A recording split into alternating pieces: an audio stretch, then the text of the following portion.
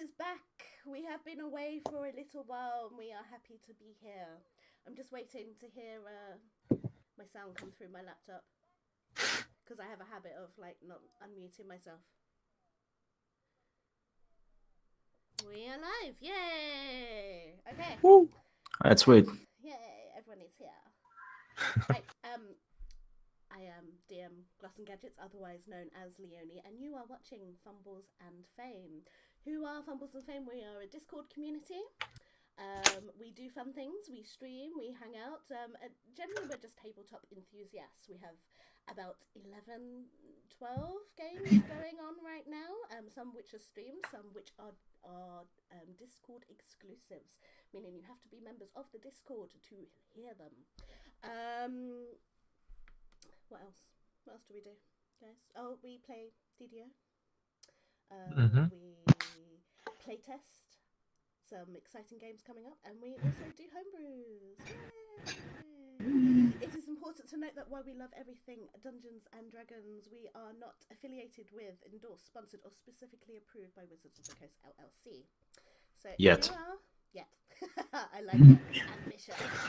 So here are my players. As you will see below me, we have no John. John, unfortunately, due to real life circumstances like life, because life sucks, is no longer to join us.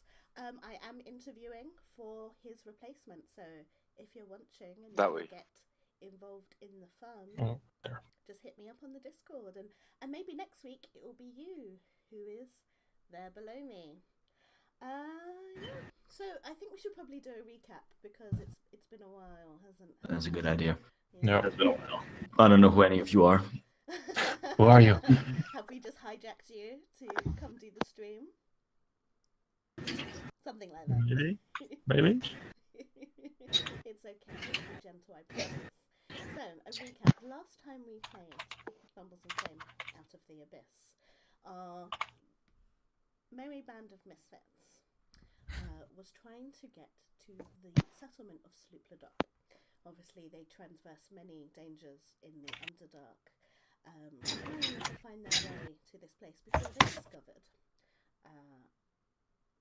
Well, I say discovered. They were trapped in a tunnel, and they could feel their air running. Lenny, sorry, one moment. I think your personal mic is low again. So make sure that your mic channel on OBS is a bit higher. Yeah, it's up now. Thank you. Am I nice and loud? I'm not sure. I was just confirming audio. I'll let you know when you just continue talking. I'll confirm. Okay, I'll keep talking. Also, I'd like to say hi, Mum. She said she would watch, so I'd say hi. Hi, Mum. Right. Way better. Way better. Yay! Yes. This is way better. I think that was a problem with our previous streams as well. You were a bit on the low side, so yeah. It's been a while since I've hosted, to be honest. I've been quite lazy, so getting all back used to it. So sorry to interrupt you. Just making sure that our viewers can hear us as well. No, that's absolutely fine. So yes, last time we played, our merry band of misfits got trapped in a cave due to seismic activity underground, because it's the Underdark, and they discovered a very ancient temple, and they realized their air was quickly running out, so they needed to find a way out. As they did and they were exploring, they realized this temple was dedicated to the demon lord Dublex, where they found a sentient slime called Gloop the Doop, I do believe. Something like that. Yeah. Something like that. We'll call him Gloop. Sure. I was drinking and fairly drunk at that moment, so I don't recall everything. I was in a car. I do remember you playing via the car. That was quite cool. So they fought slimes, and they eventually escaped by floating up to the top of a flooded cave, to which they found yet another crumpled building. It kind of looked like this building had crashed into it. They were debating whether or not to explore it or to continue on their merry way being this way, and the crash building being here. As they decided they were just going to ignore it, they heard a very small feminine voice asking them to help them, to which they couldn't leave a damsel in distress, despite it sounding everything like a trap. and they decided to venture inwards. And yes, and that is where we will be picking up. So if you guys want to have a little conversation, get settled back into your characters before we enter the tomb, I'll be quite happy to do that. Yes, I just want to say that in the name of feminism, I say we should let this woman deal with her problems on her own. What problems, guys? I was a bit distracted. Well, I don't think it's, it's for us to decide, whether or not these problems need intervention. All we got was a message or voice asking us for help, so we don't know exactly from what yet. Exactly. Let's go investigate. Fuck it. You suggest we Throw do? caution in the wind. It might be in trap. Caution! I'm almost out of booze. Mm. I might as well be all out of caution at the same time. Yeah, I know. Being trapped down here in the Underdark as a group, I wouldn't want to imagine being a singular person down here. I wouldn't feel comfortable leaving just a sole person alone. Where's our bard? Oh, he's still here. What? Oh, he's here. Yeah, he's still here for I was wondering why I wasn't told to shut up. he seems to be quite Absent. yes, both in a physical and a mental sense. He's not himself. The underdog has gotten to him. Crying shame. You know what would be really great? If Dimitri showed back up again. Wearing the skin of the things that carried him away. But, whatever. Continue. You were about to lead us to danger. Well, follow me then. I start leading on if everybody's willing to go. Sure. I need everybody to roll me a wisdom saving throw, please. How lovely. I'm so good at these. I'm so gonna make this one. I need to roll one for Lael, who is still with you as well. I rolled a 7, but I want to use my ability, my arcane deflection, to add a +4 to the saving throw, which would make it a 11. I would say keep the 7. Just trust me. Sorry? Keep the 7. Oh. Okay. It's okay. Don't worry. Wait, what did everyone else get? I got 14. Wisdom, right? Who got... Yes, wisdom, please. Who got 14? Okay. I got 14. Is it magic? It is. Ooh. Advantage. Okay, 10. Valdesar, what did you get? The wise old dragonborn got a mere 7. Vulcan? 10. With advantage, and the other one was a 1, so... Tom. 11. Okay. Valdesar... Oh, maybe I should do one for Lou as well.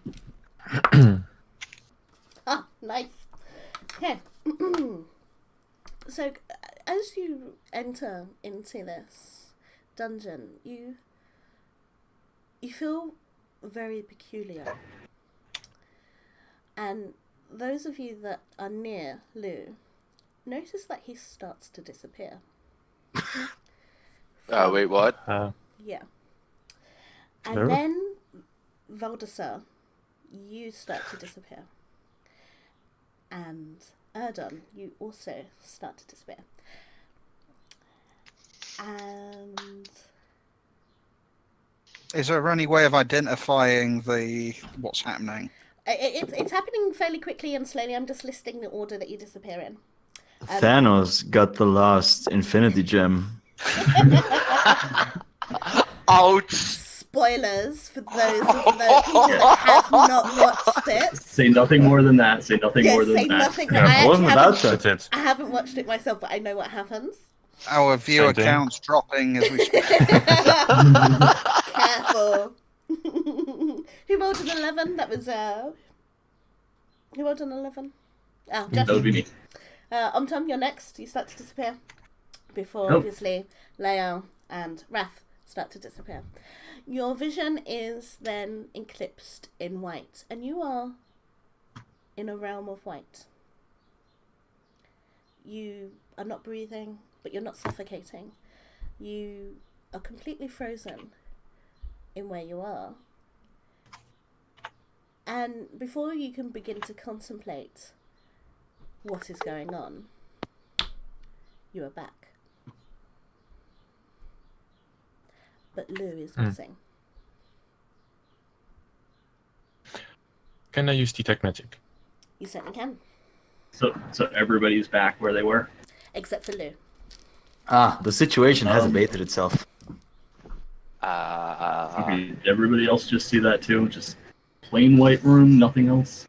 Yeah, but you know, what are you gonna do? Okay. When in Rome, whatever that is. Baldassar's going to. So he's going to grip his staff and stare out into the distance slightly, and his lips kind of move a little bit.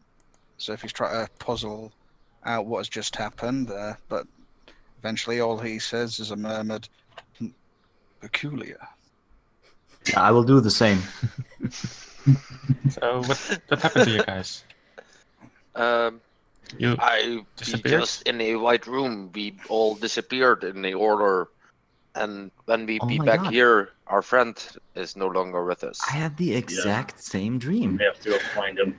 Wondering if he's gone missing further in here. Maybe he's still there? Can I check for footprints where we stood? Okay, so there was a detect magic first. Mhm. Vulcan, so you casted detect magic.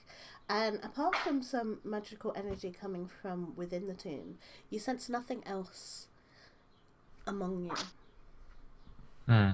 Okay, and you want to look for some footprints.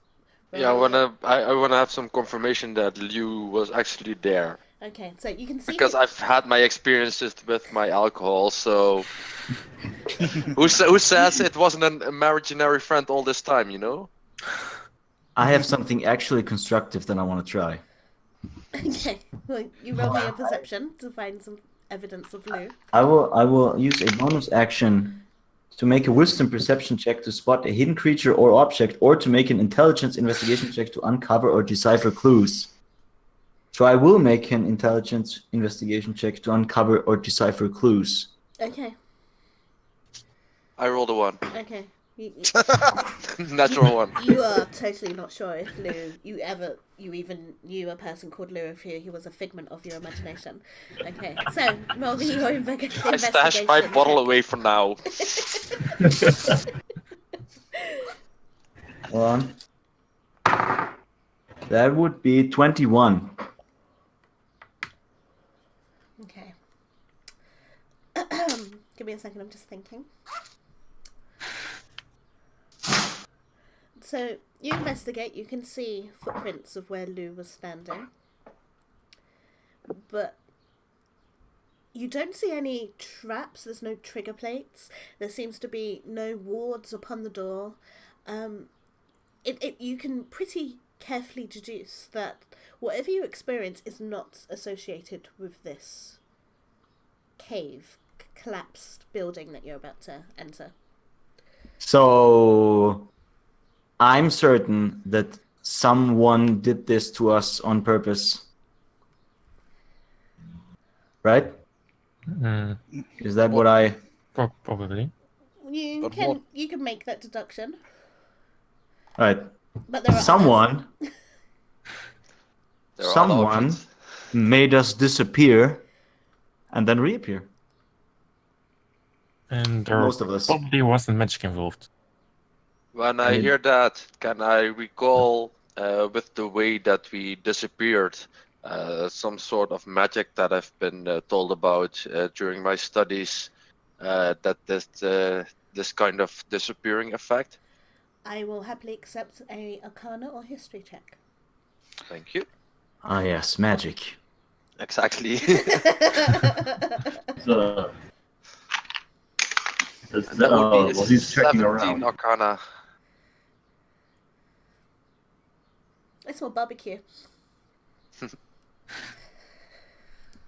making me hungry. I think that might be the like. I think that might be Lou. Transformer for this laptop. Might just be this laptop. So I rolled a 17 on my Arcana. Okay, so when you were an apprentice in your studies, you once upon read a book about the planes, and there is a world between the planes, a plane of nothingness, that sometimes when powerful entities threaten the world, it can break the planes. That's all you remember. So when powerful entities threaten the world, the veil thins, or what did you say? So their presence being in the material plane can affect the way the planes react. Okay. I'd be thinking there might be a powerful entity either here or in between the planes that might have caused this kind of thing. Powerful entities like this, I have been taught, might by just their mere presence affect people and environments in mysterious ways. And especially this felt or looked like what I have read and learned about. Right. So you're saying a powerful deity is nearby, or at least in this plane? It does not necessarily have to be a deity, but it might be a powerful entity of so much. I'm in the wrong line of work. No magnifying glass is big enough to tell me any of that. That we were returned unharmed would suggest the deity is not entirely violent towards us. Or we're so insignificant. Most of us have returned unharmed. Yeah, well, We do not looks know like... if harm has befallen him. Perhaps he is merely being kept aside for some greater purpose. Maybe we appeared Just somewhere saying else. I'm not sure if he's been returned, is all I'm saying. Perhaps he has simply not been returned to this place. Yeah. Vote yes. Maybe he's fucking dead. Let's The hope not. possibility he not be put back here. It might be a possibility he not be appearing anywhere anytime soon. Yeah, let's see him use that loot to fly out of this one, huh?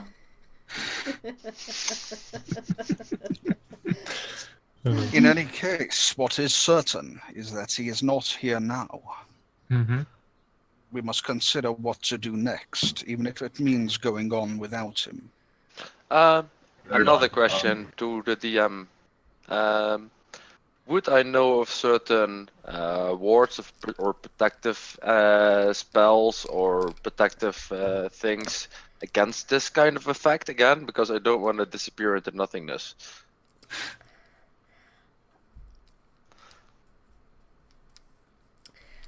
There could be a possibility that there is a ward that could protect you from this, but until you find out what the cause or the source is, it would be impossible to know what ward you would need or what form of protection. But there should be ways I might be possible to devise ways to counter this. Would I know what the source be is? Of course, everything is possible with magic. Yeah. Cool. So, Before we move forward, do you think that we just walked through something, or do you think that it might be caused by whatever we might be investigating here? Well, I've been not moving here for the past 10 minutes, so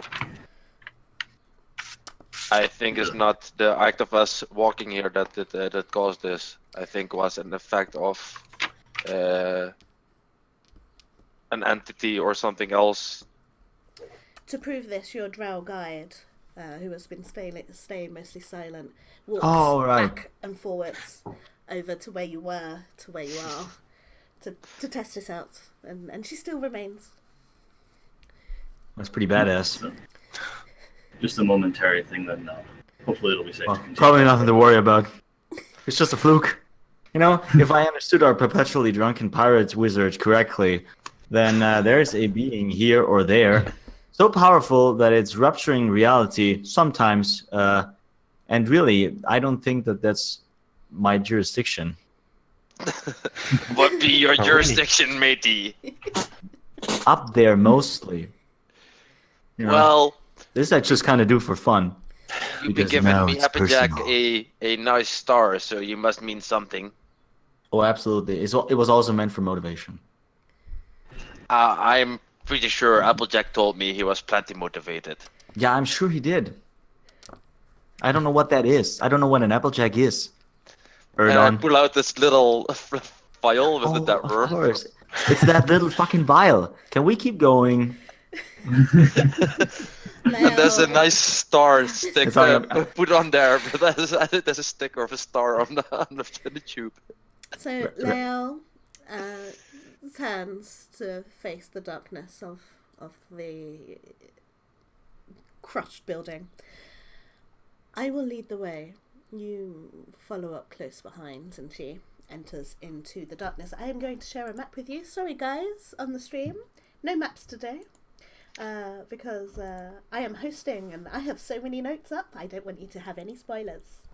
So the guys will just have to describe everything that you see.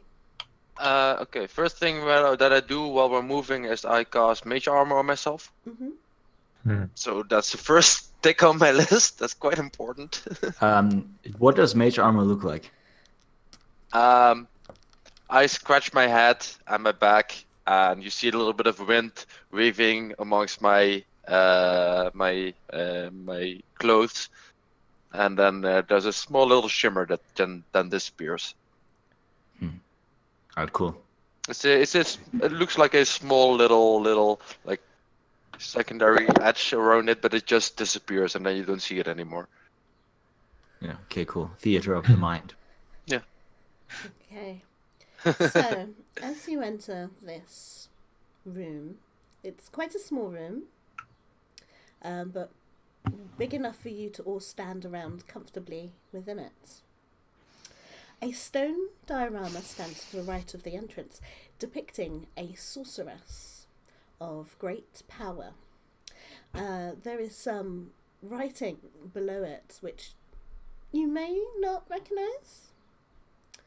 No, you won't. You won't recognise. What this. language is it? Netherese. Netherese? Nope. That Yeah. doesn't ring any bell. Yeah. She is dressed quite nobly, and she's in her prime, and she is surrounded by attendants, slaves, and other trappings of wealth and power. A vista of fantastic floating cities covers the wall to the left of the entrance. Further beyond is a stone torch seance, flanking a dusty staircase descending 20 foot to a landing.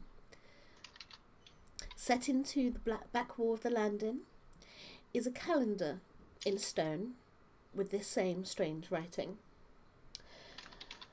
Beyond this landing, the staircase resumes its descent. Doldasar is going to look at the sort of craftsmanship on his on display and almost wonderment, and he says, it is very rare to see artistry of such caliber. I will agree with you. I'm gonna go up and I'm gonna look at it as well. Appreciate it with it. Right, even in Waterdeep, we don't see artistry quite as good as this on most occasions. I look at it. Sorry. I look at it, raise an eyebrow. I seen plenty nude pictures better than this one. Wrath is really just impressed by how wise and sophisticated our dragon friend is. So whenever he says something really smart, I just stand next to him and kind of mimic. It's like, yeah, I think you're right. I was just thinking the same thing. Sure you are. I love it. Doldasar looks down at him, glances, and smiles a little bit lonely, and he traces the strange symbols of the language with a clawed finger. And While he's doing that, I'm gonna go up and I'm gonna put hand on Wrath's shoulders. Oh, an eye for art, huh? I knew there was something redeemable about you. Oh, sure. Hey, can I throw a stone down the stairs? Of course you can. You can do I'll whatever you do like. Okay. You just to see what happens. throw it down the stairs. It bounces off the wall and hits a stair and rolls, and you can hear its empty echo as you do so. But nothing else happens.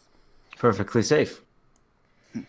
Sure. While everybody's admiring the thing that I don't really care about, I want to check the rest of the room if there's anything else to be found down here. Are there maybe any inscriptions somewhere else, markings of people or beings that have been present? Something that could indicate danger. Okay. Do so. Investigation? Yes. That would be a 14. Yes, a 14. Okay, so this place looks pretty untouched. Apart from the dusty footsteps that you are making, you can see no other markings. Okay. So no one has been here for a very, very long time. That makes me feel safe, but not safe at the same time. Your That's what staunch I've been protector feeling. is trampsing down the stairs. She doesn't seem at all phased by. Oh, okay, wait, hold up. Maybe we should keep up. I think we should keep up, I say to everyone. Yeah, She looks like she knows what she's doing a lot more than us. Oh, she be knowing the way down here, does she not?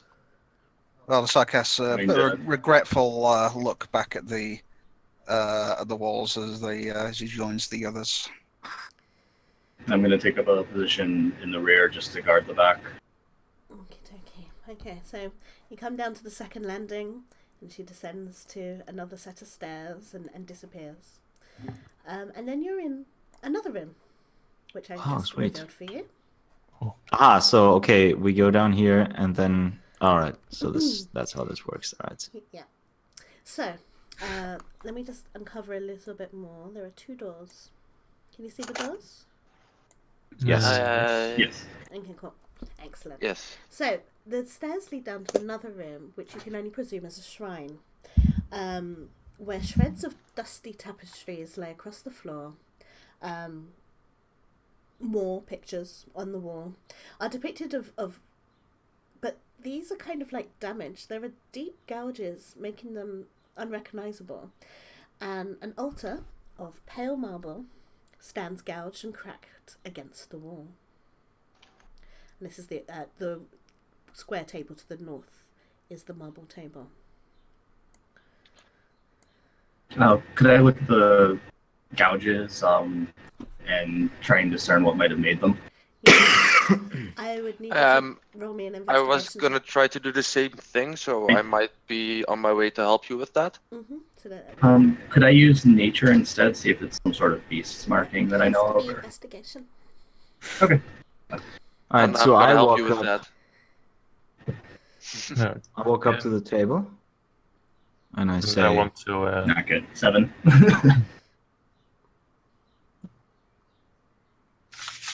You were with advantage, right? Hmm? You rolled with With advantage, right? Yeah, I'm helping you. Okay, that's a little better. 12. Okay, so the damage to this is recent. But when you look to the floor to see what kind of creature made this, you can see no kind of tracks of any kind in the layer of dust on the floor apart from your own. I did not see any markings of any footprints when we are up top. Seeing these markings now and how recent they might be, I might consider the possibility of flying enemies or creatures around here. "Oh, that's great." Yeah. I mean, it's That not would great. mean that we would have to have our heads on a swivel, as my old captain would say. And Captain sounds look like a up. wise man. So everybody, Good idea. while we continue to move through this place, be sure to keep looking up as well as down and in front of you and to the sides. Your drow protector points to one of the two doors and she says, "Which way do you want to go?" Are you in a hurry? I was about to say to our dragon friend that this pale altar is quite derivative. Wouldn't you agree?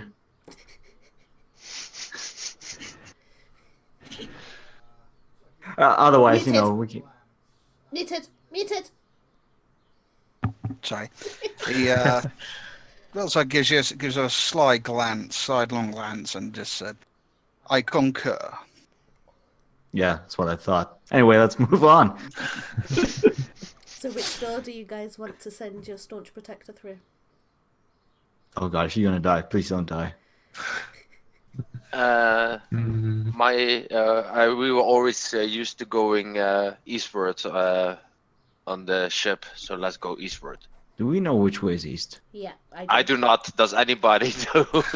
Luckily, your drow has senses underground, so she always knows which way is north. So she goes to this door, right here in front of you, because that is east. And she lays her hand upon the stone door, and she pushes it like it's made of wood. And you are in another room. Boop. So, in this room, it's much smaller than the previous two that you have been in. 4 stone sarcophagus. Sarcophagi? Guy. Yeah. Yes. Mark the resting places of faithful servants. You assume the servants of this sorceress that you saw higher up. The lid of each sarcophagus bears the sculpted image of a robed human figure in repose. These are sarcophagi, right? Yeah. I look at the big scaly guy, and I do not mean the barbarian in this case, but the one with the big giant scale on his back. That's part of his body. And I point at the sarcophagi. Matey, you be interested in opening that so a pirate be able to disconcern there be any booty to be found.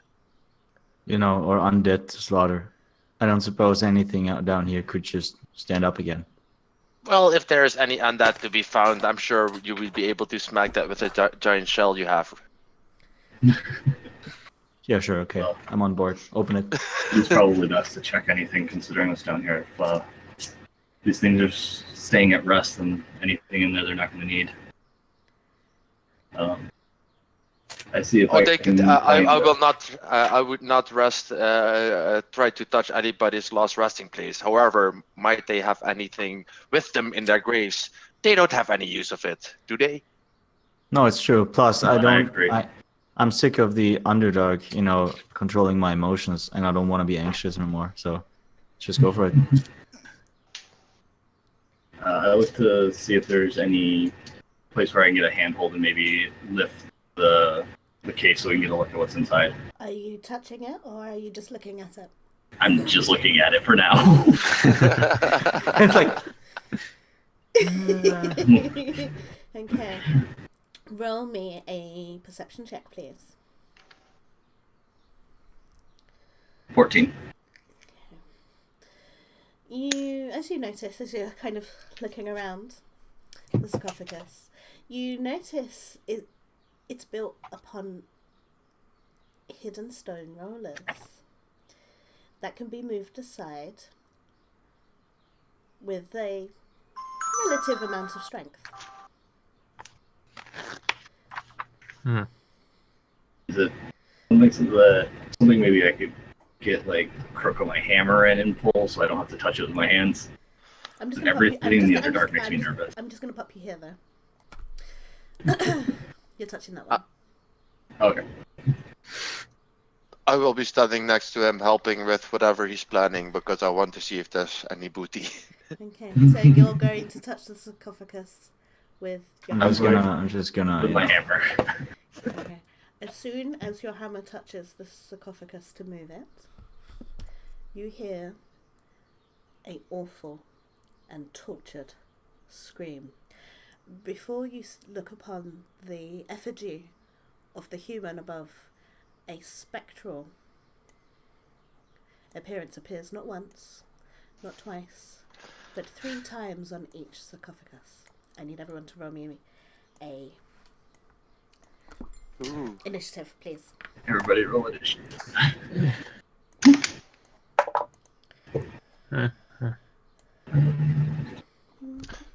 I have a +6 to that, so that would become a 22. 21. So moment. That's 20. 20.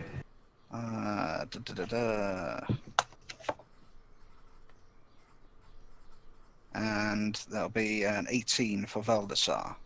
Yeah, really. 5 for Vulcan. And a 16 for Wrath.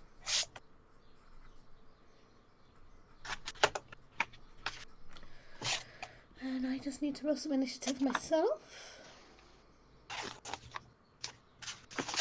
Spectres, huh? Don't like him. Nothing personal, just a cultural thing. And they will all move on 10. Okay. Adam, you are first. You Holy oranges and crackers! 4 spectral creatures have risen from their graves. Okay. I would like to move over to. Oh wait, I was standing here right now, so 2, 3, 4. Yeah. I want to move over to here, around the gnomes, trying to avoid the guys on top. Back to the door. You're moving up. Yep. Back to the door, so he might have an attack of opportunity against me. He will not take that attack of opportunity. Ooh, he does not. No.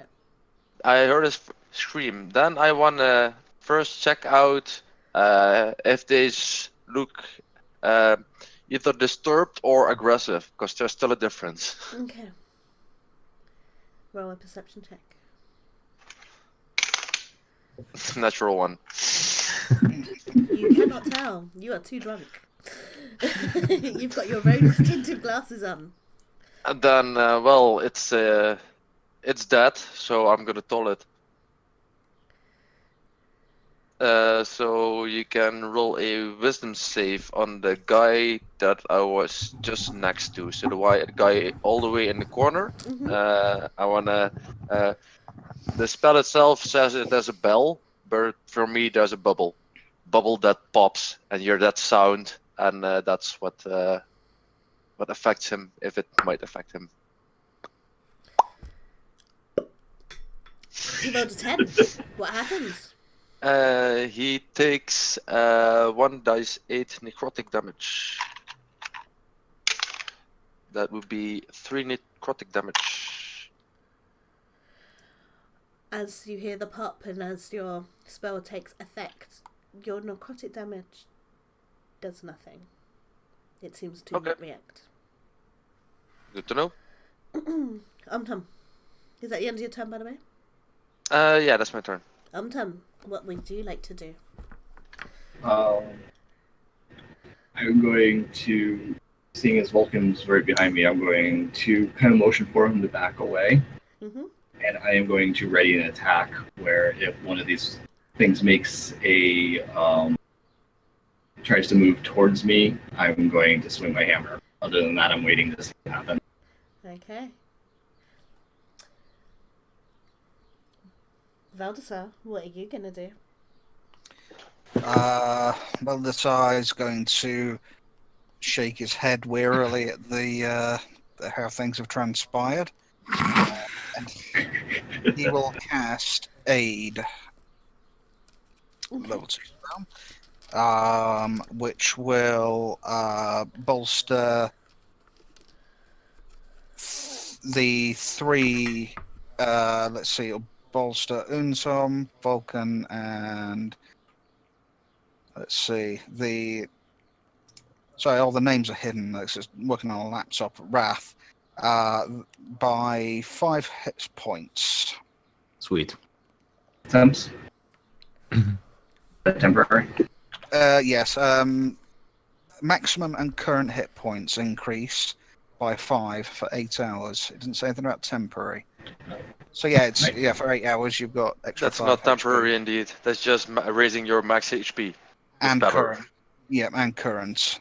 So effectively, if you max HP now, you get 5. Okay. All right. So, based on what I've seen so far, I'm just gonna assume that throwing a dagger at these things isn't gonna do anything. You can assume that. Can I? You can. I'm just gonna try. I'll take out one of my many daggers that are hidden all over myself, and I will throw one of them. At which one? At the one in the northeastern corner. Okay. And will you be using your drow special dagger? I will not. Okay. I will use a normal one. And it's a 15, and as I throw it, I shout, "Out of this house!" Very nice. But as you throw it, it passes through the ghostly form and strikes in the wall behind it. Ah, just as I thought. Nothing. And that's it. Maybe someone else has got an idea. Right, it's Leon's turn. She looks at you being all hesitant. She rolls her eyes. I'm sorry? She looks at you all being hesitant and rolls her eyes. She draws forth her moonblade, which glistens like moonlight because it's called a moonblade. And behind her is one of the spectral figures. And without even looking at it, she twirls her sword and stabs it behind her. Man, I should have thrown one of those, huh? Yep. Which is a 28. Which pierces the creature and it screeches in horror as it takes 12 damage.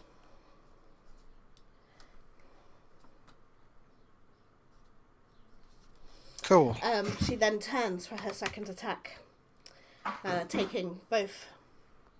dropping her shield and taking her sword in 2 hands for a 34, and that was a critical,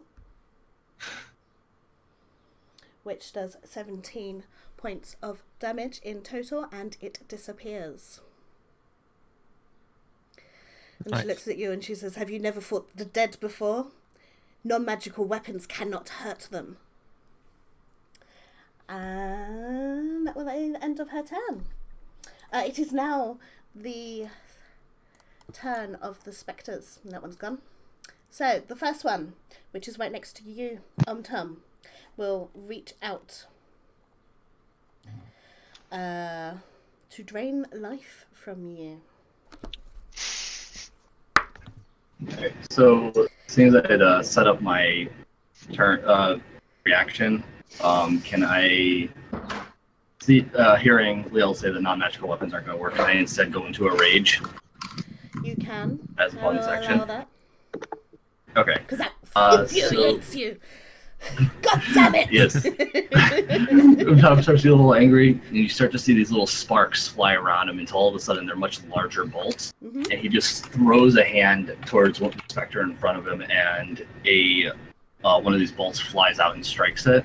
And it needs to make a dexterity saving throw. It rolls a 4. They are not very 4? dexterous. Yep. Okay. It takes 3 damage from lightning bolt. Is that thunder damage? Lightning. Lightning. So as you do this thing, the creature doesn't move from you, but you find that your lightning shoots straight through it and it seems unharmed. Well, Sorry, Great. no, my mistake. It is harmed, but not as much as you would like. That's better than nothing and a Alright. dagger, right? nothing. You have successfully annoyed it. So how much damage did it take? It was a 3. Okay. I don't know if it's rounded up or down. Down. Okay. Anything else? And no, I actually don't know if my hammer is magical in character, so I guess time to find out, and I'll swing at it. 19, of course. Okay. I don't know either. Should we have a little look? Let me just check your inventory here. I doubt it is. It but- is not. So Yeah, it's an heirloom. I swing- don't know what my parents did with it before I had it. So you swing for this creature, and it just passes straight through and hits the wall behind it. Worth a try. Definitely. No time like the present to find out if your hammer is magical. Okay. Alright. Anything else for your turn? Nope, that ends my Okay. turn. Then, because you were holding your turn, I am now going to go. So I was going to attack you. I actually rolled a dirty 20. Yeah, that would hit. I have 17 AC. Yeah. And you take 1, 2, 3, 4, 5, 6. You take 6 points of necrotic damage, and I need you to make a Constitution saving throw, please. This one.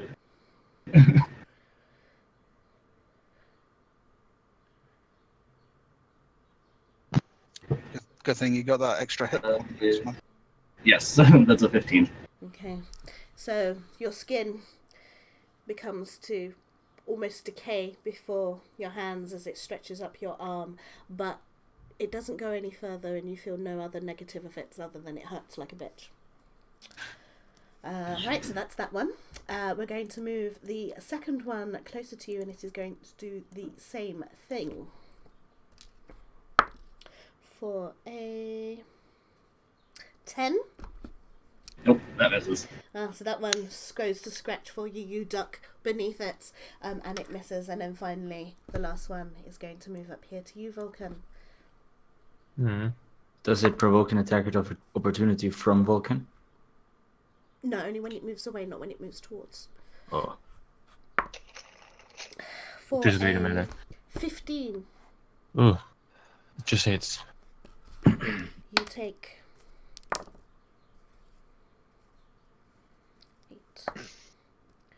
11 points of necrotic damage, and I need you to make me a Constitution saving throw.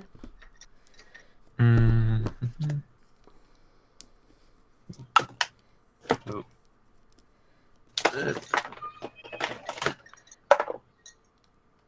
That is 14. Okay, so once again, your skin bubbles and cracks as it decays before you, but you feel no other damage other than that. And with that, that is the end of my spectators' turns. And we're now at the top of the round now. Erdon, what are you going to do? I'm gonna shout at the specters and say, "You know what? I'm gonna serve you for dessert. Ice cream." And I'm gonna use my circle of blasting to target all three of them, because I think I can see all three of them at the moment. You can only see two. One is just too tucked behind the corner for you to see. So where is the person in front of me standing? To the left or to the right? Because it's not really clear on the map. But did just do that. But this Then one- I'm gonna step forward, and then then I can see all of them, right? Yep, you can see all of them now. Then I want to use my circlet of blasting to make 3 separate attack rolls, because it will use the scorching ray spell, which is 3 rays, I think. Mm-hmm. So on 3 different targets. So on the one on the left first, so the one next to Umtom, well, they're all next to no, so that's the one next to Vulcan. So that's the first attack roll. That will become a natural 20. Very nice. Natural 20, Nice. everyone get some stuff later when everyone gets 10 XP. I'll do it later when I have to go dig up the code. And that's 2d6 per race, so I'll just roll damage straight away for that one. Mm-hmm. And then I'll have my damage out as well. 3, 6, that would be 11 fire damage on the one to the left, on the one next to Vulcan. Then the one that's closest to me. I'm back. I'm sorry, my Welcome router killed itself, Welcome back. but Thank I'm you. back. So second attack roll is a 23 to hit. Mm-hmm.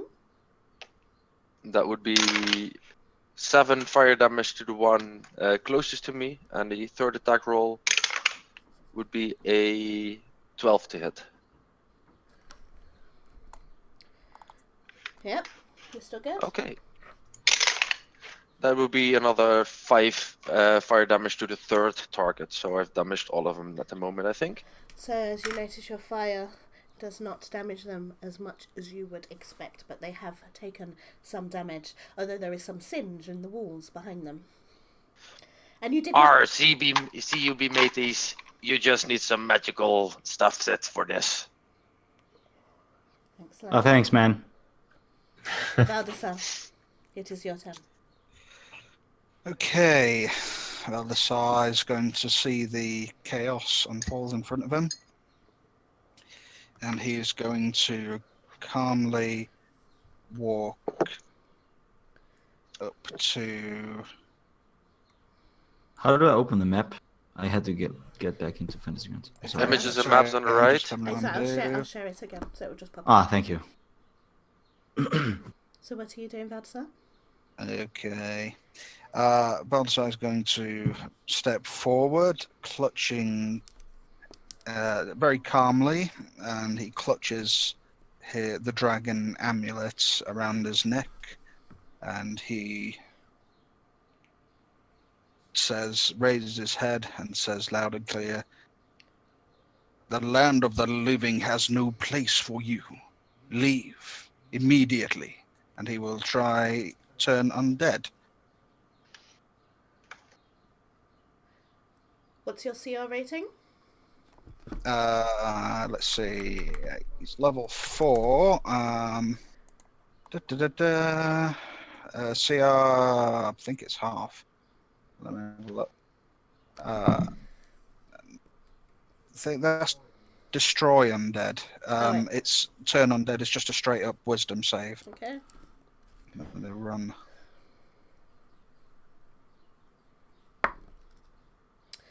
That was an 18 for the first, a 11 for the second, and a 10 for the third. The computer has turned off. Yep. Turn So they on. can't willingly start the turn in within 30 feet of me.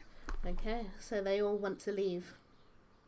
Unless there's an air vent nearby, I'm guessing that's going to be right through the door, provoking, I'm assuming, opportunity attacks from everybody. Yeah, so there'll be an opportunity attack for Vulcan, there'll be one for Omtum, and you have a choice of 2 targets. Oh, can I I? can actually hit anything. Yeah, I was going to say what it's worth.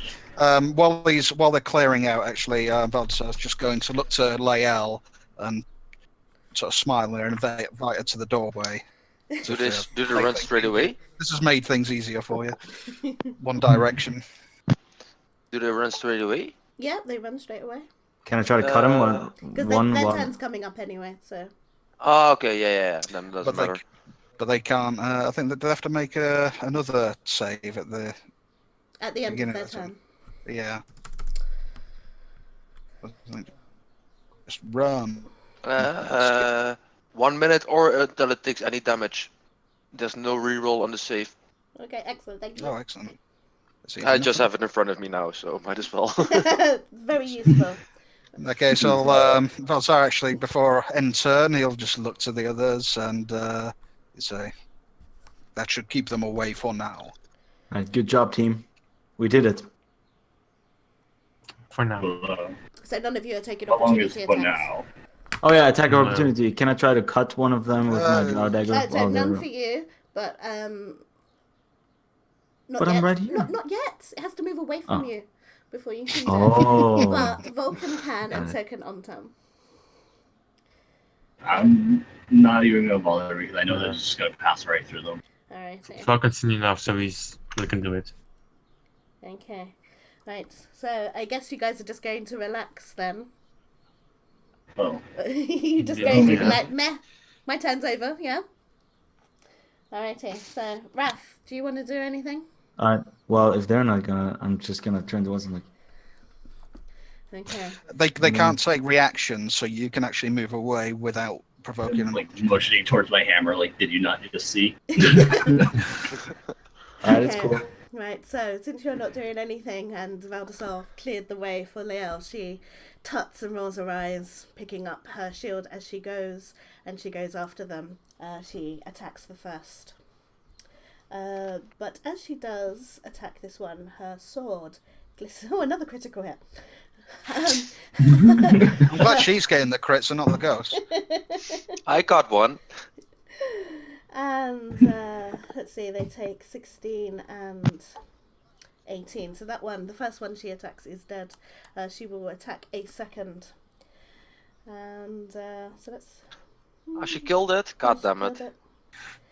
She would do another one with a 22.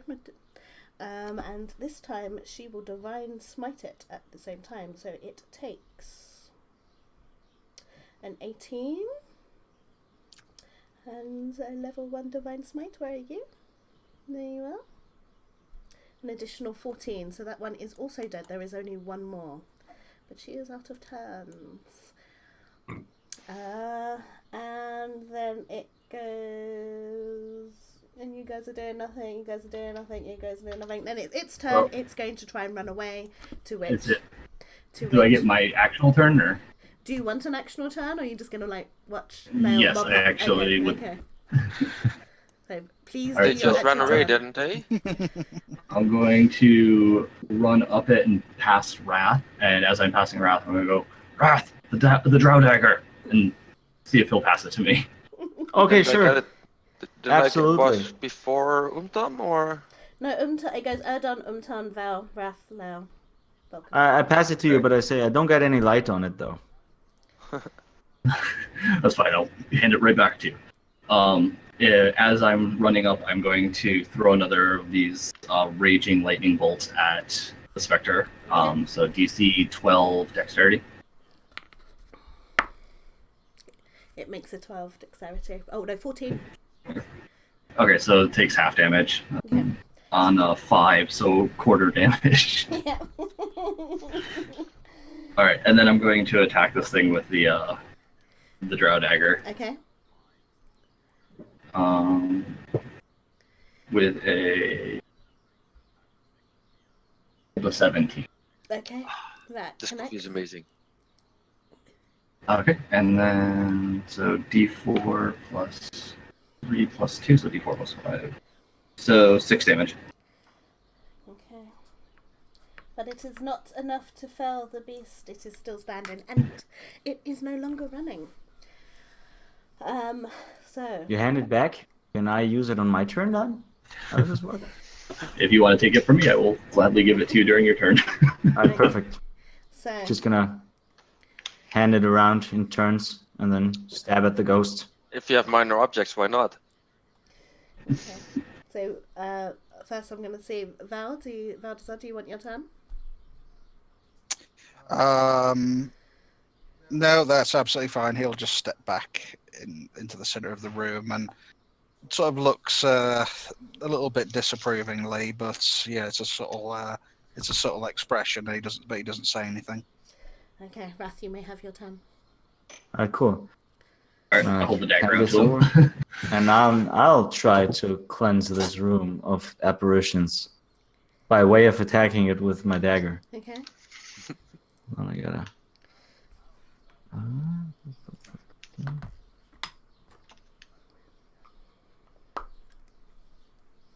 That would be 22. Excellent. And then it's flanking. That's damage as well. Hold on, where's my sack of dice? Jesus Christ, hold on. That's a lot of them dice. Damage was. Just Hear the All right, crash so- of a million dice. So that's 2d6, and then a d4 plus 4, and that's 5, that's 10, that's 11. Excellent. This creature screams again, and it's starting to fade from existence, but it is still standing. Darn it. All right, anybody else want to stab at this?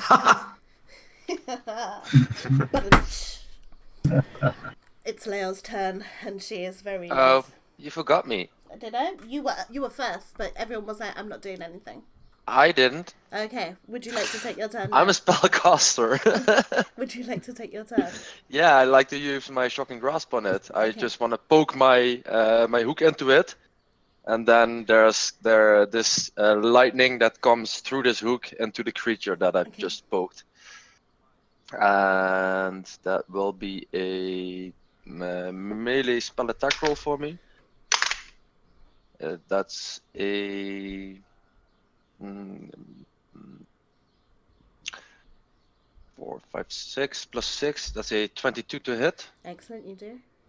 And it'll take 4 lightning damage. And with your lightning, how would you like to claim your frame? I want to almost try to just keep on shocking it until it almost turns a black kind of roasted ghost that then just Okay. withers out of Roasted. existence. That totally works because it's corporal. Well, yeah. It, Magic, yo. and it vanishes from existence. Excellent. You have killed 4 specters. This house is clean. I immediately turn around and go back to the room with the potential booty. Okay. I am really glad I Little found boy. this knife. Let's go. Okay. So which sarcophagus do you want to loot? I'm just gonna go northeastern here and look inside. Okay. I need you to make a strength check. I will help you with this because, as I said, I want that loot. Ah, perfect. So that's 19. With ease, you manage to slide the roof of this, and within, you see mummified remains in tattered remnants of ancient burial garments and unusual, exotic-looking treasure. So in this one, you find 2 gold bracelets worth 50 GP each, and a ceremonial wand, which is not magical. Oh, it's not magical. Yeah, it's made of chiseled ivory, and it is worth 25 GP. Oh, it's illegal. Hey, Erdan, you want this? Can I have one of those bracelets? Oh, Those sure. really fit my rings. You know, these rings all across my fingers, and all these other bracelets properly with. Those There's would also a fit nicely. wand. It's not magical. You're just gonna toss it. I could, why not? When I ever have a baggage. Yeah, so the bracelet, right? There's another bracelet? There's 2 bracelets and a wand. I'll take one of the bracelets just to add to my collection because I love. Yeah, the same. collection. I'll put it on. It looks probably pretty swaggy. So golden So, bracelet. yeah, friendship bracelets. Ooh. I offer you like a big bit of my ring. Fist bump. Oh, That's cool. Yeah, I'll take a swig.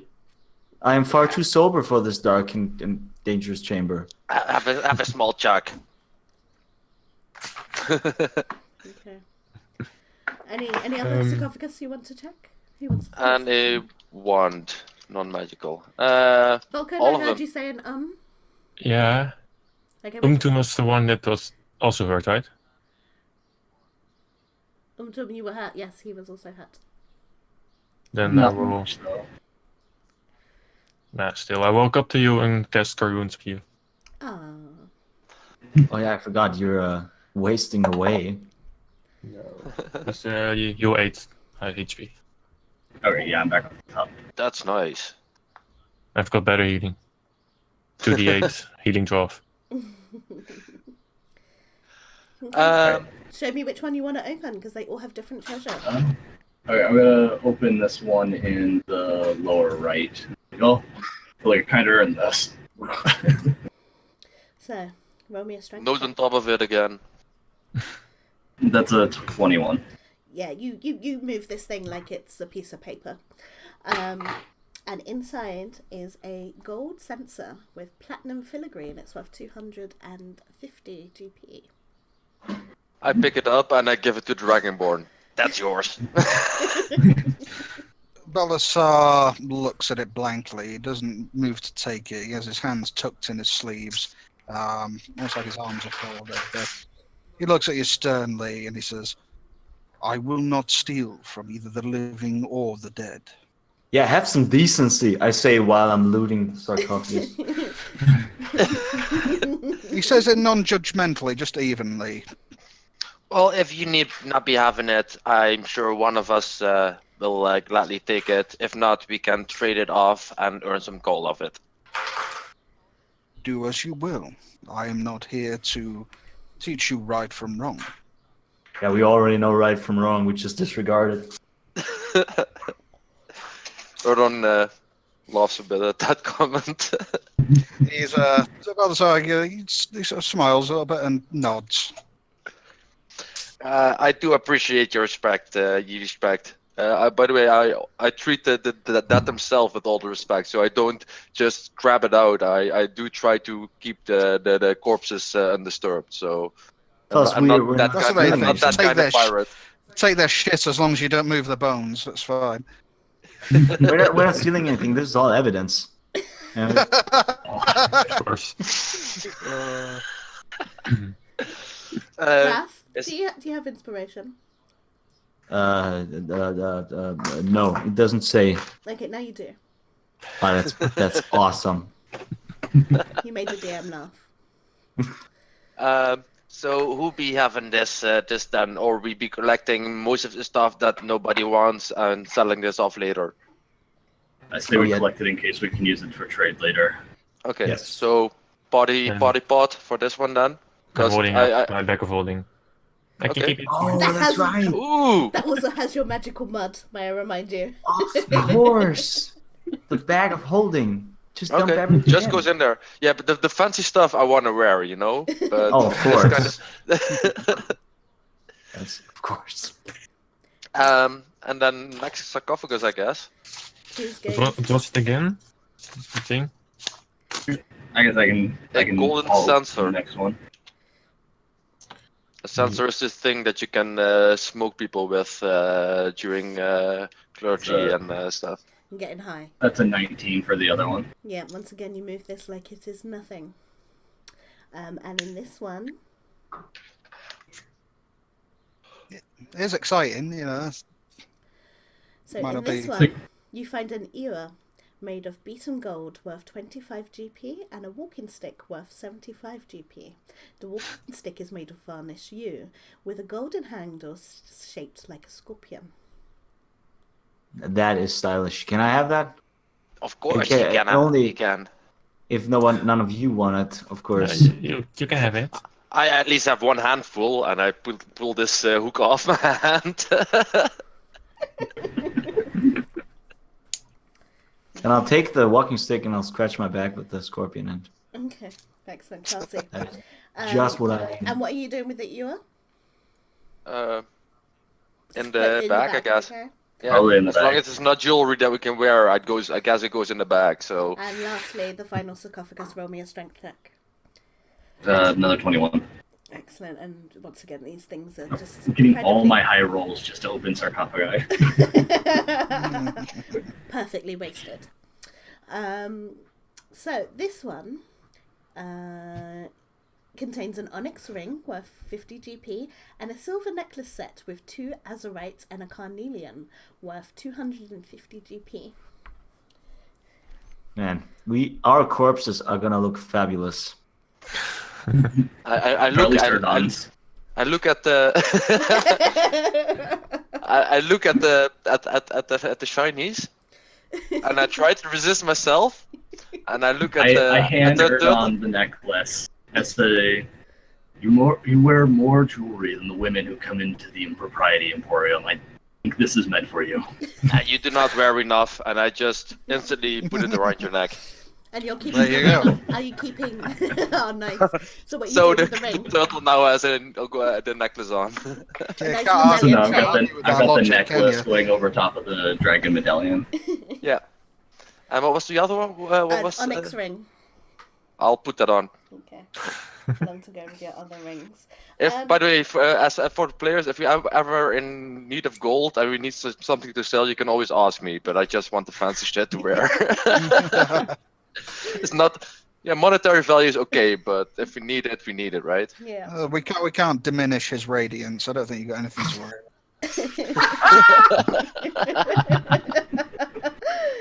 I love it. Yeah, maybe I think if we keep on doing it, then eventually we're going to unlock some sort of hidden ability where he just blinds every enemy within 30 feet.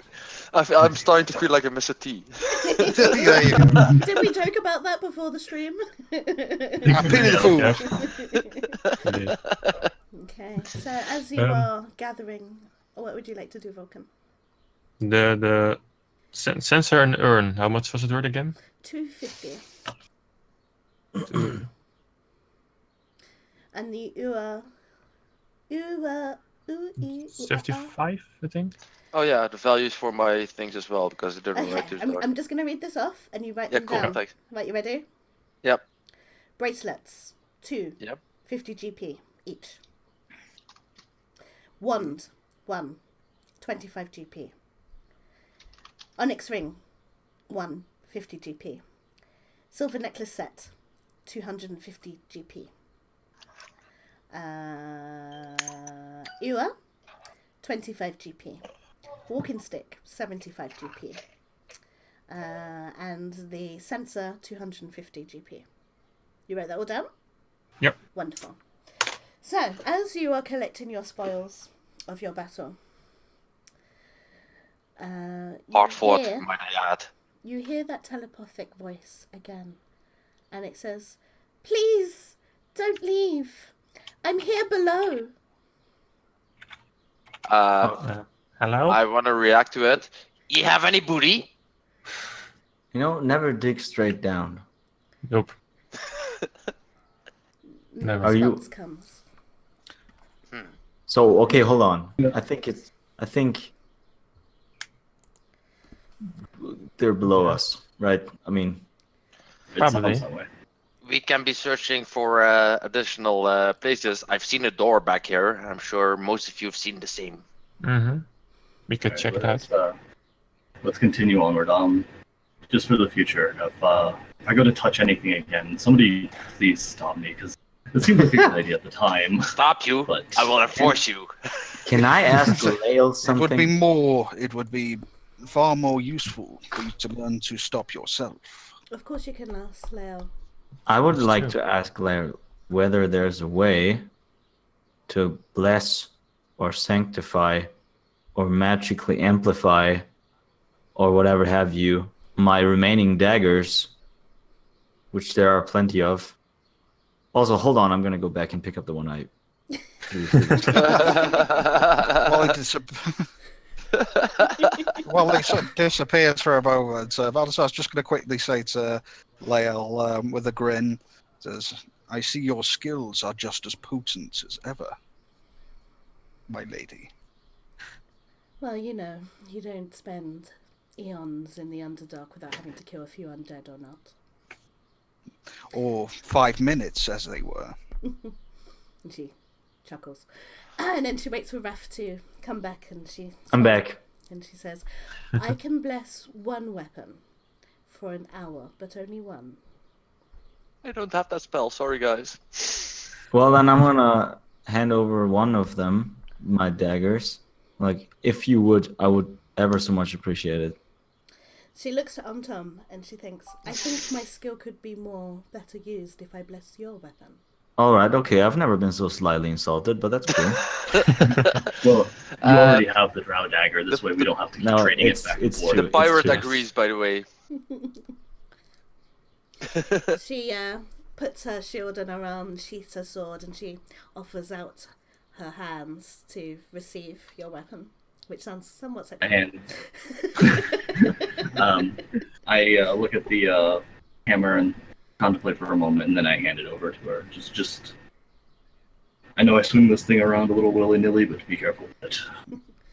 and while this happens, Balthazar- I'm just gonna light a smoke, and I'm gonna be like, oh, keep this one weapon every fucking.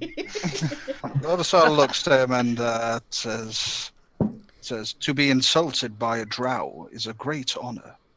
Usually, Or fairly common occurrence. Usually, they will simply kill you if they do not like you."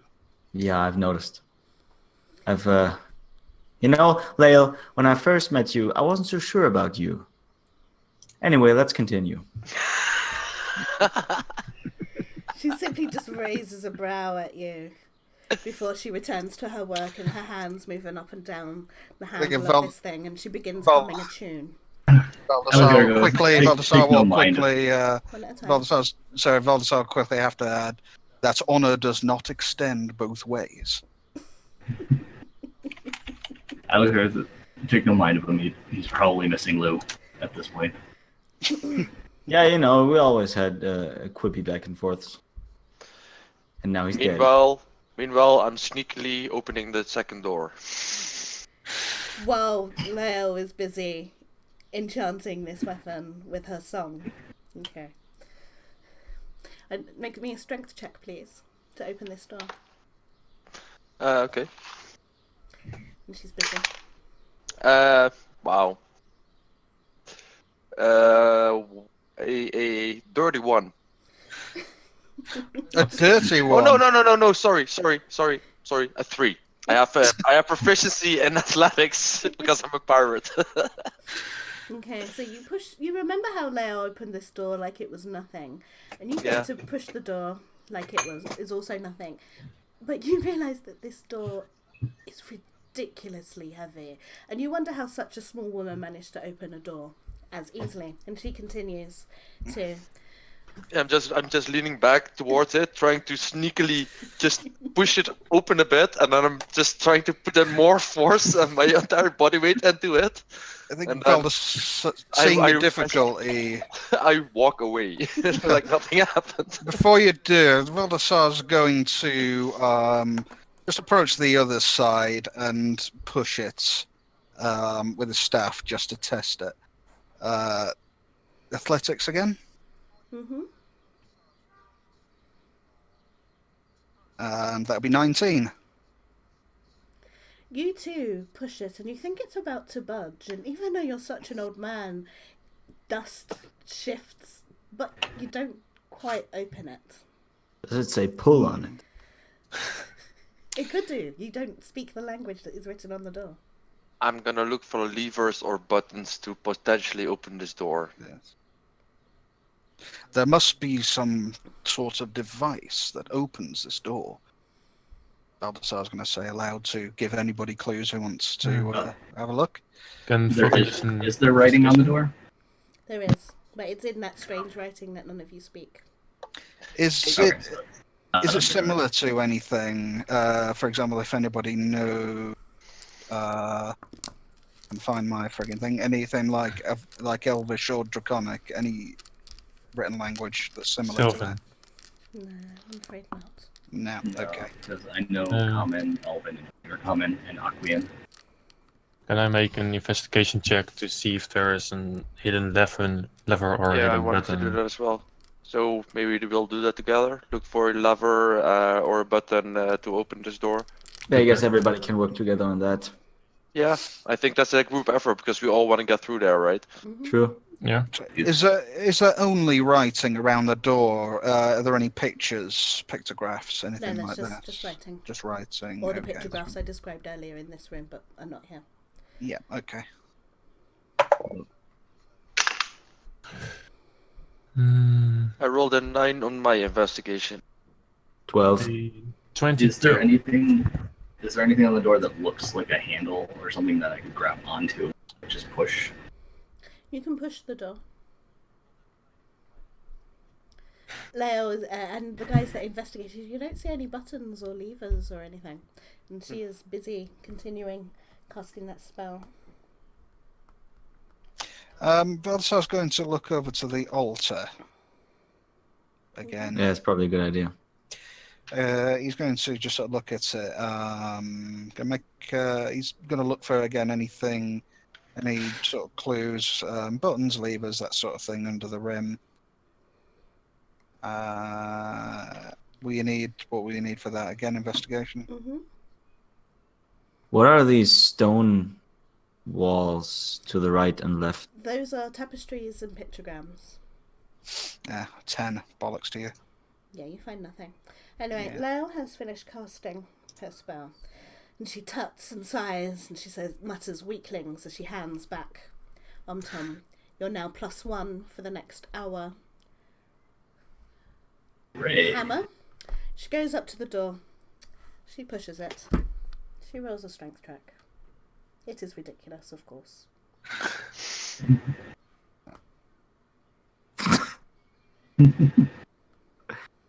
Yeah, it's a 23. And it opens. And she looks back at you all. And I say, I'm go ahead. impressed. I've seen wenches in the harbors of Waterdeep who are not as strong as you. And I'll say, I have totally what mean it she's as a having. compliment, but she probably won't take it as that. I must have loosened it for you, my lady. Of course, Ferguson, of course you did. But beyond that stone door is another one. Yay. I'm noticing a theme. And she looks back at you all and she says, do you want me to open that one as well? Let me see if I can make a fool of myself first. Yeah. Make an I rolled educated 20. guess. Not natural. A natural 20. Yeah, you open it because it's a 20 DC. Really? So, if I'd have got one more, If then you got bring it one all more, yes, I know, darling, but it's just Would have where opened it. where the dice fall. Ugh. And I'm really thirsty. I do with the fact that I just hit that. I open it, get the door open, and then I look at Leo. Just kind of, well, I am impressed. Just walk forward through the door. Ken, Nice work, Tom. I knew you could do it. Way from the back.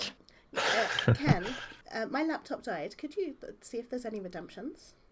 Because remember, if you're watching us, you're earning XP, and you can use this XP to mess with the game in various ways.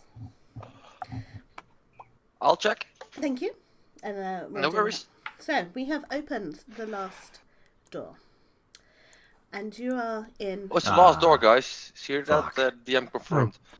the last door in the series of doors that I made you open Okay. before you start reading into it. There could be more doors, for all you know. Sorry. Okay, so there are stone blocks in the western and eastern walls, and they're carved with niches, inside which rests a dozen canopic jars containing dissected organs if you open them to sniff. Which Lel does, she picks one up and looks at it. There are too many organs here to be belonging to one person, so you can probably deduce that these belong to the servants that you found in the other room. In the middle of the room rests a wide stone sarcophagus atop a black marble plinth. The lid of the sarcophagus is inlaid with dust-covered mosaics depicting a great floating cities high above a beautiful landscape. The lid of the sarcophagus looks incredibly heavy, but it exudes a magic that you can detect.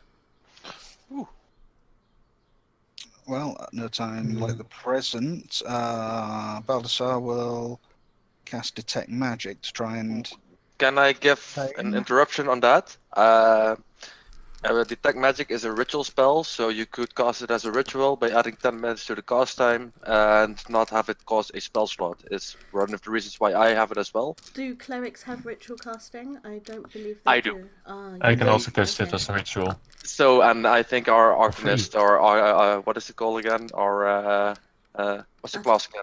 Artificer. Artificer can do the same. So I think that if we ever need a detect magic, have one of us do it, so we can do it as a ritual if we're not pressed on time. And I can do That's- it for well, no like spell you- slots. Yeah, you can cast it as a ritual anyway, but regardless, he's actually going to take a look. Would Baldassar, now I think about it, would he recognise the floating cities or anything like that from history or lore? History check, please. History. Mm, Let's Need have to get a me a drink. Oh, there's some here. Hmm. Yeah, we'll be taking a break soon. Should imagine. better than Hey, use. go. That'll be a 21. Oh. So once upon a time, many eons ago, even before the time of the elves, there was a mythical country or empire called the Nezite. Bear with me, lost my notes. Spell it. Of the Nether, the Netherese, and they made marvels. Their cities floated on nothing but magical will, and they were powerful sorcerers and sun worshippers. So sun worshippers. Mhm. Okay, well, Baldassar's going to just approach the sarcophagus and not rest a hand on the carvings, but just float. He's not going to dare touch it, but he's going to just let his hand hover over the carvings for a moment, and he says, I recognize these images from stories I have read. Stories that have been passed down throughout my clan.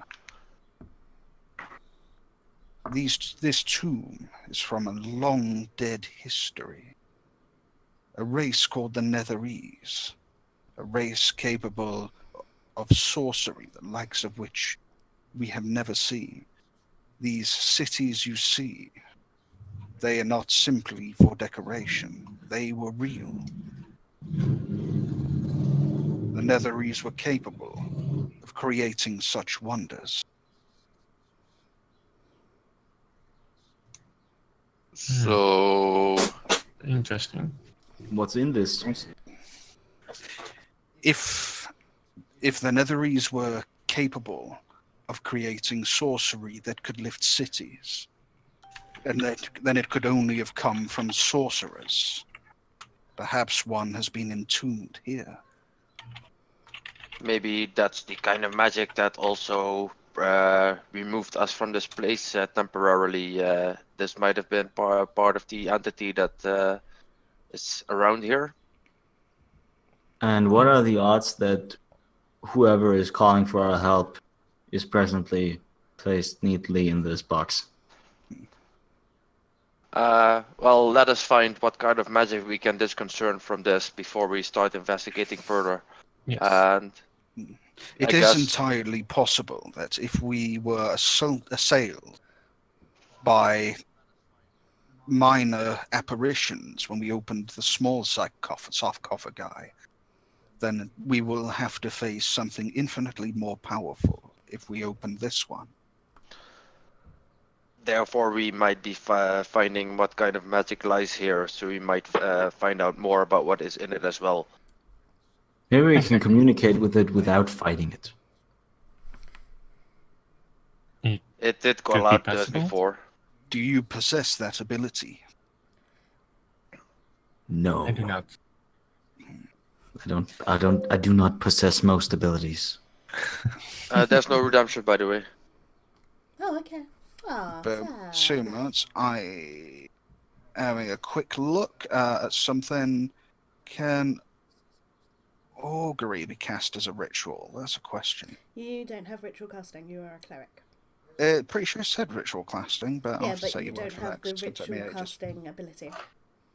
Does it not Even- come as part of cleric? I've played a cleric, and I'm quite certain You- in my memory that we don't have ritual casting. It's You only- have to have the ritual the ritual casting ability to be able to cast spells that have the ritual tag to them as a ritual. Yeah. And So one of augury- the Okay. So augury Pretty might be a much that's spell. just wizards. Yeah, wizards Spell and druids. casting. it will Ritual say- casting.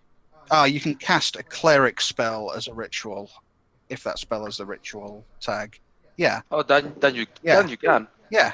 So you it's can. ritual casting. Yeah, I knew you can. I saw it like 5 minutes ago. No, then you have ritual casting, but not all Yes. classes have it. So Yeah, that's why I just scrolled No. up along the PHP as we speak. I can Yeah, you only should do be it by fine. detect magic. So All three of us might go well- and cast it as a ritual. Actually, Yep. thinking about something a bit different, but just bear me 2 moments.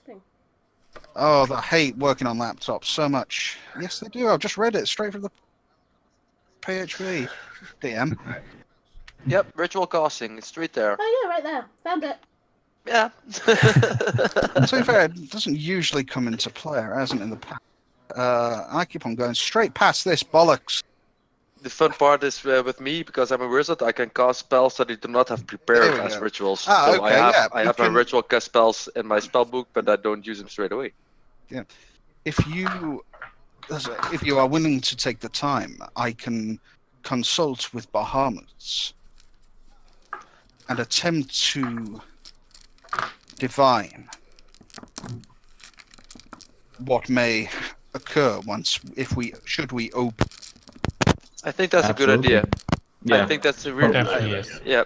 He So- sounds like a competent fellow. Then, as he's doing Right. this, I'm going to step away from the sarcophagus, avoid any temptation, and I'm going to start looking at the other things in the room.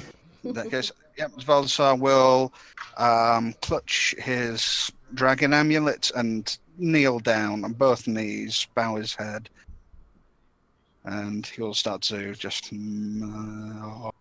sort of weird, sort of weird. Dial tone. Yeah, Joel's the no, not dial tone like the old modems, but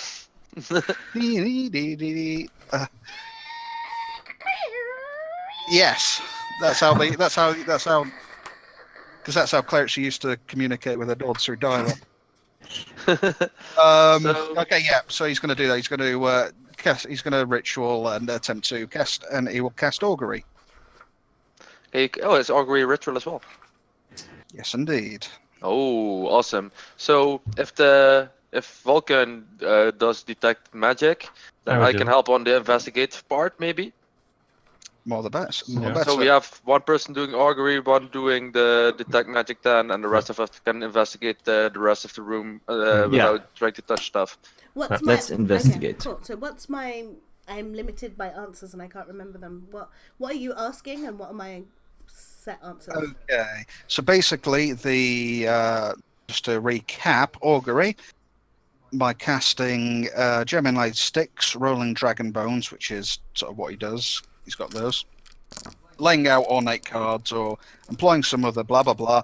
You receive an omen from an otherworldly entity about the results of a specific course of action that you plan to take within the next 30 minutes. This is a great time to get hiccups. Right, so you basically the course of action that Valdesar will ask Bahamut about will be opening the sarcophagus. And why the hell did this alt tab? I have no idea. Can sorry. you be more specific about opening the sarcophagus? Oh my god, what's happening? I think there's already 8-ball Sorry, part on the it's- play, right? Oh my god, I hate the laptop so much.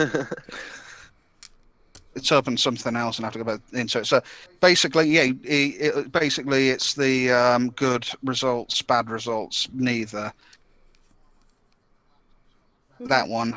I'm Okay. sorry, you've probably got better access to the description of the spell than I have at the No, moment. that's all I need to know. What are you asking? And I need you to be specific because opening the saying what will happen if I open the sarcophagus will get you a neither result. Which Why, if it's good, will something good happen or will something bad happen? I think that's all.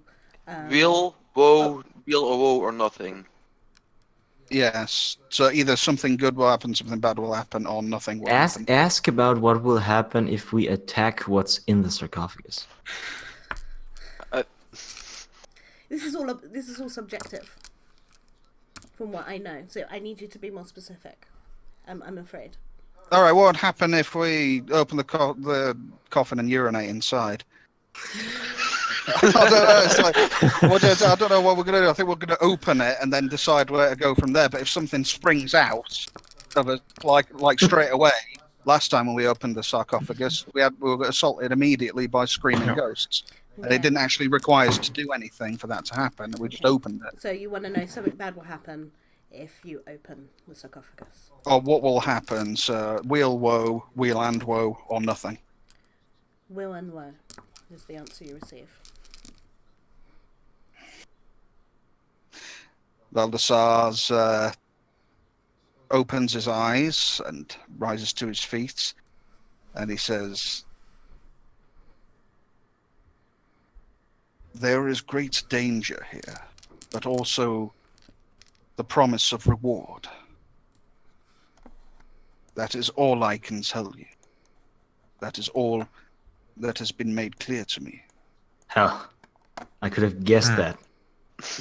So, But now it is crossing not as a a guess. ritual, right? So we are meanwhile we were investigating the rest of the room, and Vulcan was doing his detect magic. Okay, so the detect magic that you got off the thing is the lid has been made lighter to be easily removed. Okay. Okay. The lid of the coffin, the only magic that I could found made the lid lighter, so it isn't that heavy to lift off. Sounds like an invitation. Almost. Kind of does, actually. Or simply a matter of convenience. That could also be possible, yeah. But So, it isn't I that forgot. heavy as it looks like. I know I've asked this before, Vulcan, but do you have bombs? Bombs. Yeah, or grenades, or I've got the flesh crystals, and I can make small fires appear, basically. But not... Wow, because we could lift the lid up, throw something inside, and close it again. But if there's anything valuable to know we could use, it might destroy that. Right. And will a bomb have such an effect on a ghost? No, I don't have real bombs. I can create fires out of liquids, but no explosions. Yet. I could maybe try to make something. Valdesar's actually going to go and stand behind Lael as if some sort of clue, and he's going to remain silent and wait. I'm going. Do we so I'm find looking something around, else meanwhile? seeing if there's anything in like the scroll or anything like that that might tell maybe who is in, what is in the. You're a bit quiet, Josh. Oh. See if I can adjust that a little bit.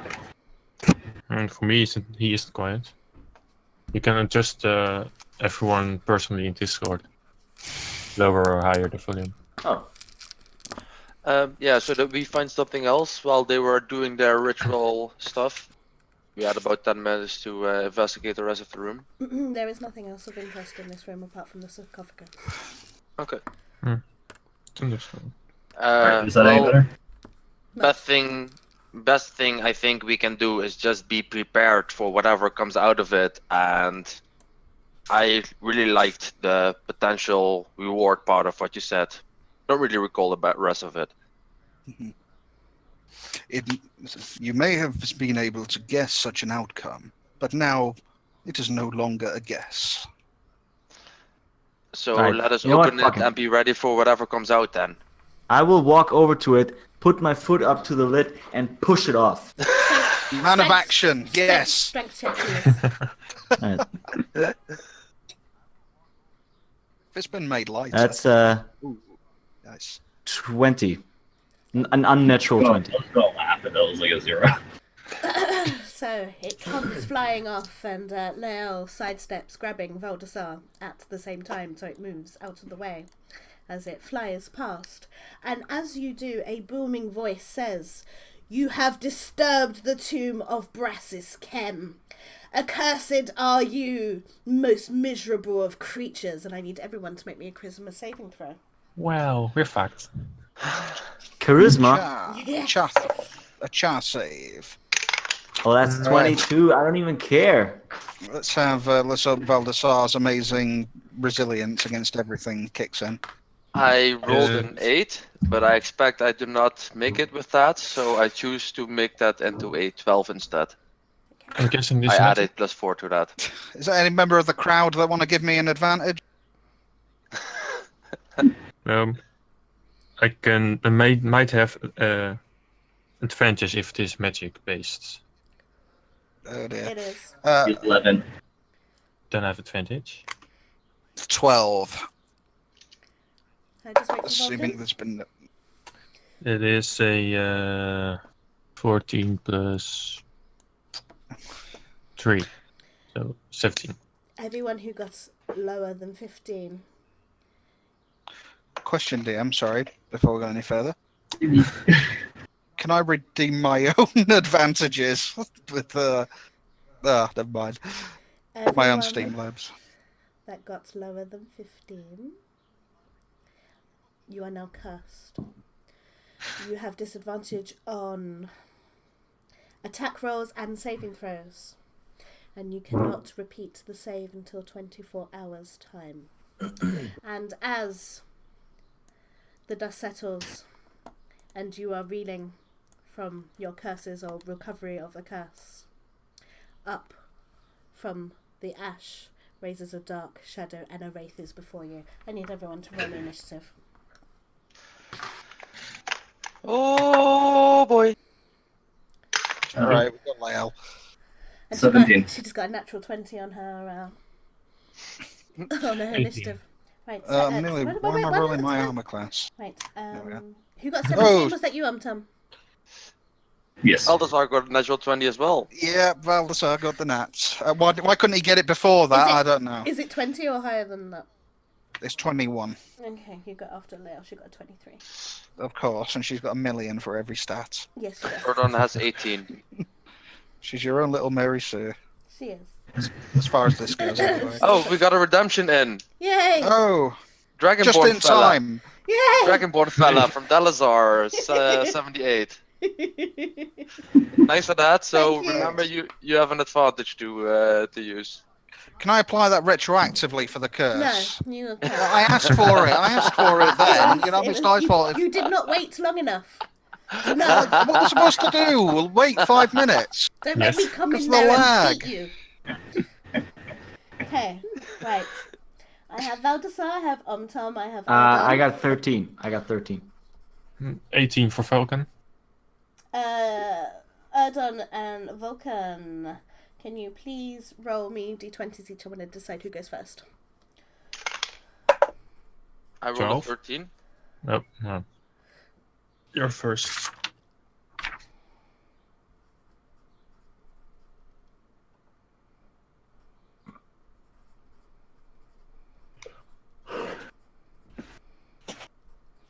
And our wraith will go Goes last. last. Yes. Hey, That's there you go, good. something. He wanted to give it to the charisma save. Too bad. Ah. Unfortunate Dalazar. Just too late. Just Thanks a and bit still too thanks. late. Thank you, though. Leia will go first, and let's see if she can deal with this quickly. I'm going to blame the Twitch lag for that. She is going to drop her shield. She is going to hold her moonblade in 2 hands. And she will divine smite this attack as well. So, a 14 to hit, which just about makes it. She does 8 points of damage against its.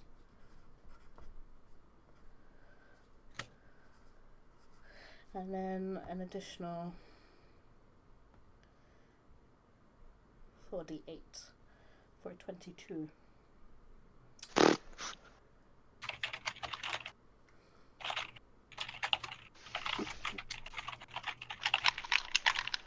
And that is her first attack. For her second attack, she would do the same again, but she can't divine smite this one. That is a dirty 20 for an additional 14 points of damage. This thing is looking pretty beat up already. Nice. There's a reason why I had her lingering around with you guys. Oh, we can handle this. Yeah, you can handle it Yep. now. Now that I've knocked half its Oh, health no. off. Yeah, now you can. Valdesar, 'tis your turn. You have to roll with disadvantage on your attack throws, I'm afraid. That's all right, 'cause he's not going to attack. Oh, isn't he? What's he going to do? No, he's going to have to... let's have a look. What am I talking about this? Okay. He's going to... Let's see. 10, 20... Yeah, that's a little spare. He's going to scoot around to... No, actually, no, he's going to stay behind Lael, and he's going to cast Protection from Good and Evil on her. Cool. Thanks. Because, you know, he likes the tank.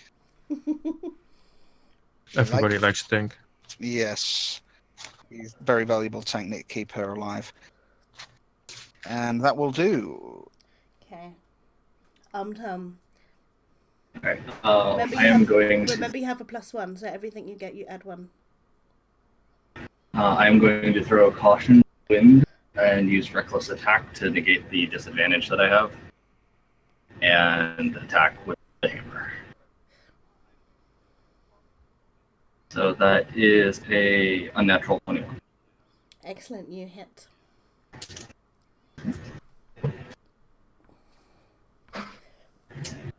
And that is 11 damage. Nice. Cool. It is still standing though. Are you doing anything else?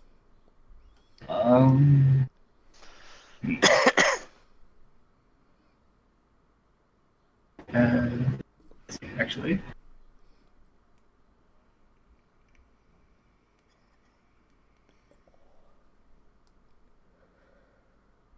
Action. Oh no, that's an action. So no, I'm not going to do anything else. Okay. Done.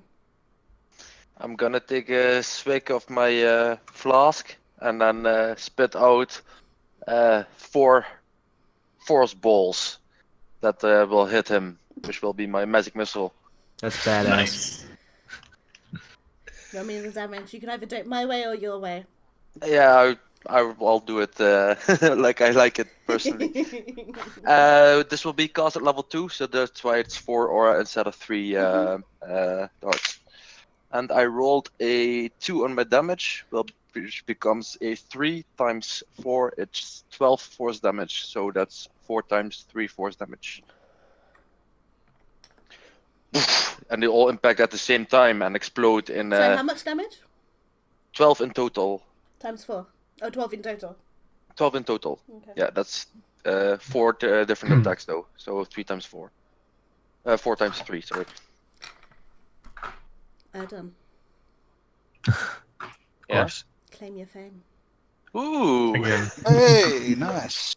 This getting is all a the raid, kills like today. a shadow kind of thing, right? Mm-hmm. So I blast a few balls of whatever I gotten from these weird dark elves that I was at that they put into this flask with some kind of wine, I think, and it just bursts out in a small little explosion of force and rips a part out of him at 4 different spots, and then the rest just disperses as well. Nice.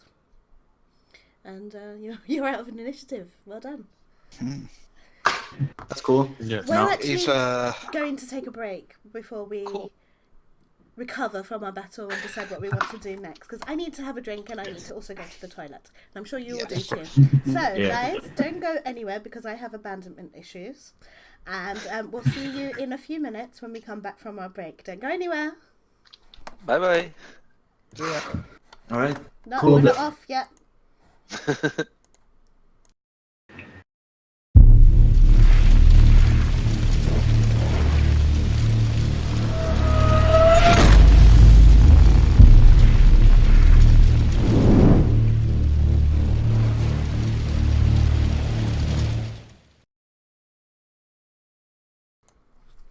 We're back.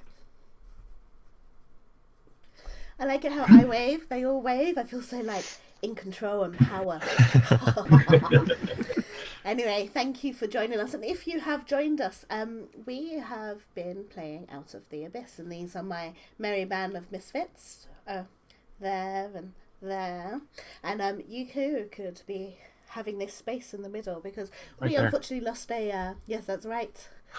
We unfortunately have lost a player due to real life circumstances, so this is now available. So if you're interested in being here next week, you just need to give me a message on Discord and join the Discord channel. The link is below. So that reminds me, by the way, there's still more slots open in other games as well. There are so many games, and before we will end the channel, we will do a recap of what's happening next week, and we will talk about what slots are available. So stay tuned. Cool.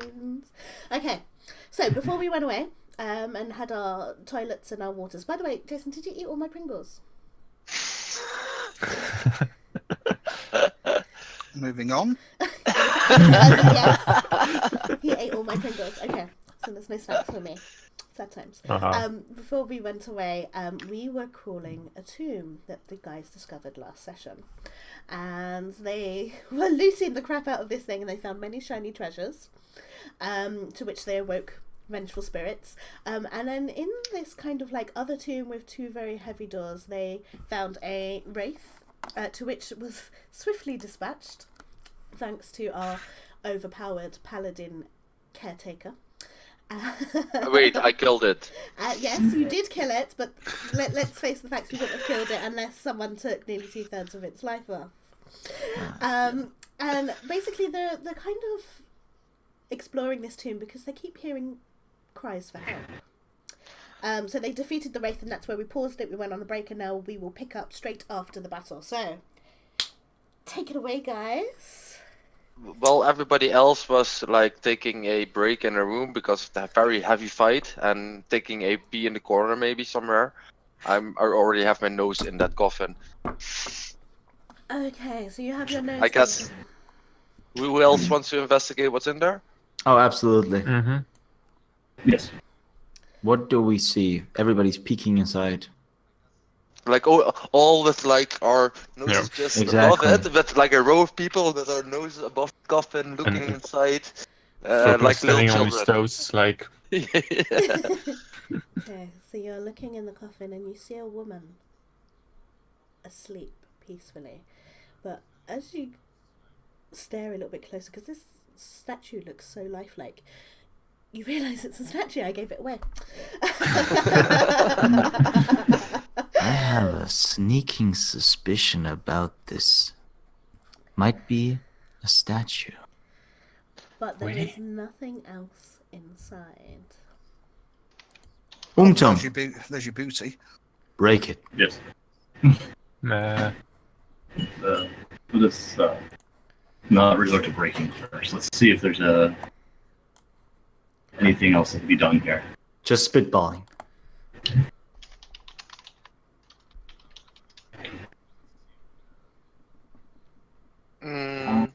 Is there anything else in there besides the statue? No. Statue, just human woman, basically, or Human statue. Human looking statue. well, of a human woman. Yeah. No, that's just it. That's all that's in there. And it's lifelike, right? It looks lifelike.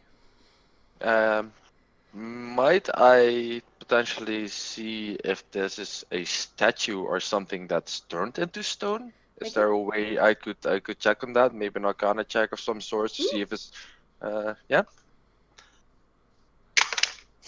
That would be a double check my skills. 9. It is just a statue. A really, really well made and beautifully crafted statue, but it is just a statue. Can I use Identify on the statue? Yes, you may. Well, I think while it's dinner, can Valdasar will just simply reach down and press just two fingers to the statue's forehead.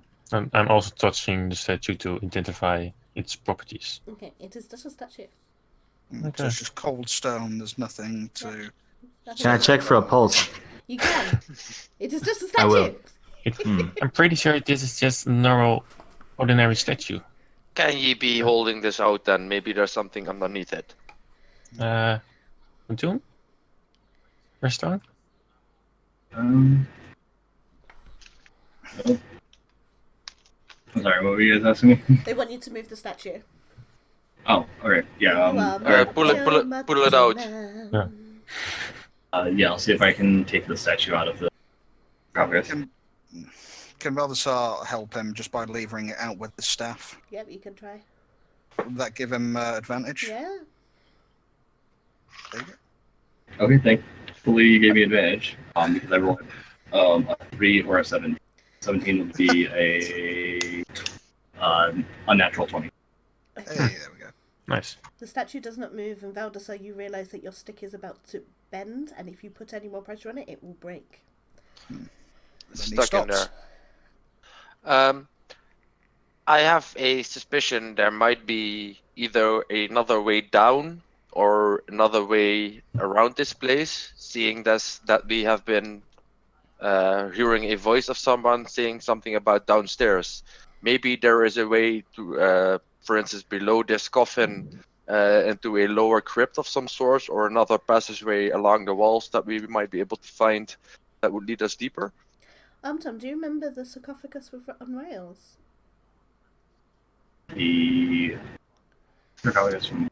Sorry? The sarcophagus that was on rails that could have been moved, but when you moved it, you were attacked by spectres. So you didn't actually investigate there.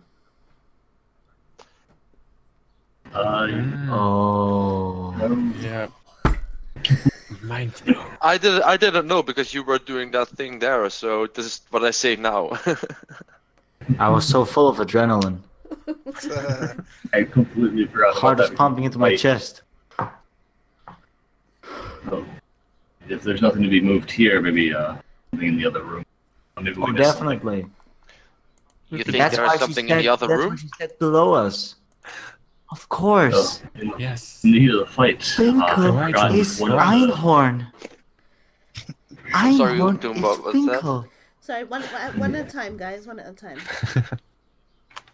In the heat of the fight, kind of forgot that one of the things about the first sarcophagus that there going to be some sort of rails around. Might check that, see if we can move that sarcophagus, see if anything comes of it. Yeah. Okay. Let's go back. Shall we make sure there's nothing else to be found in this? It'll be here later.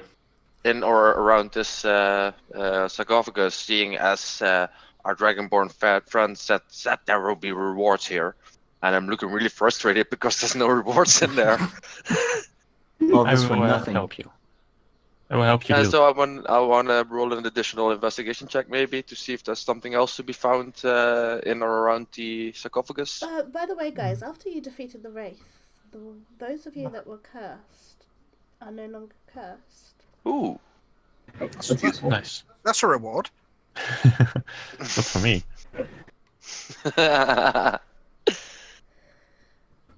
But can we try to check if there's anything else to be Do what found? you like.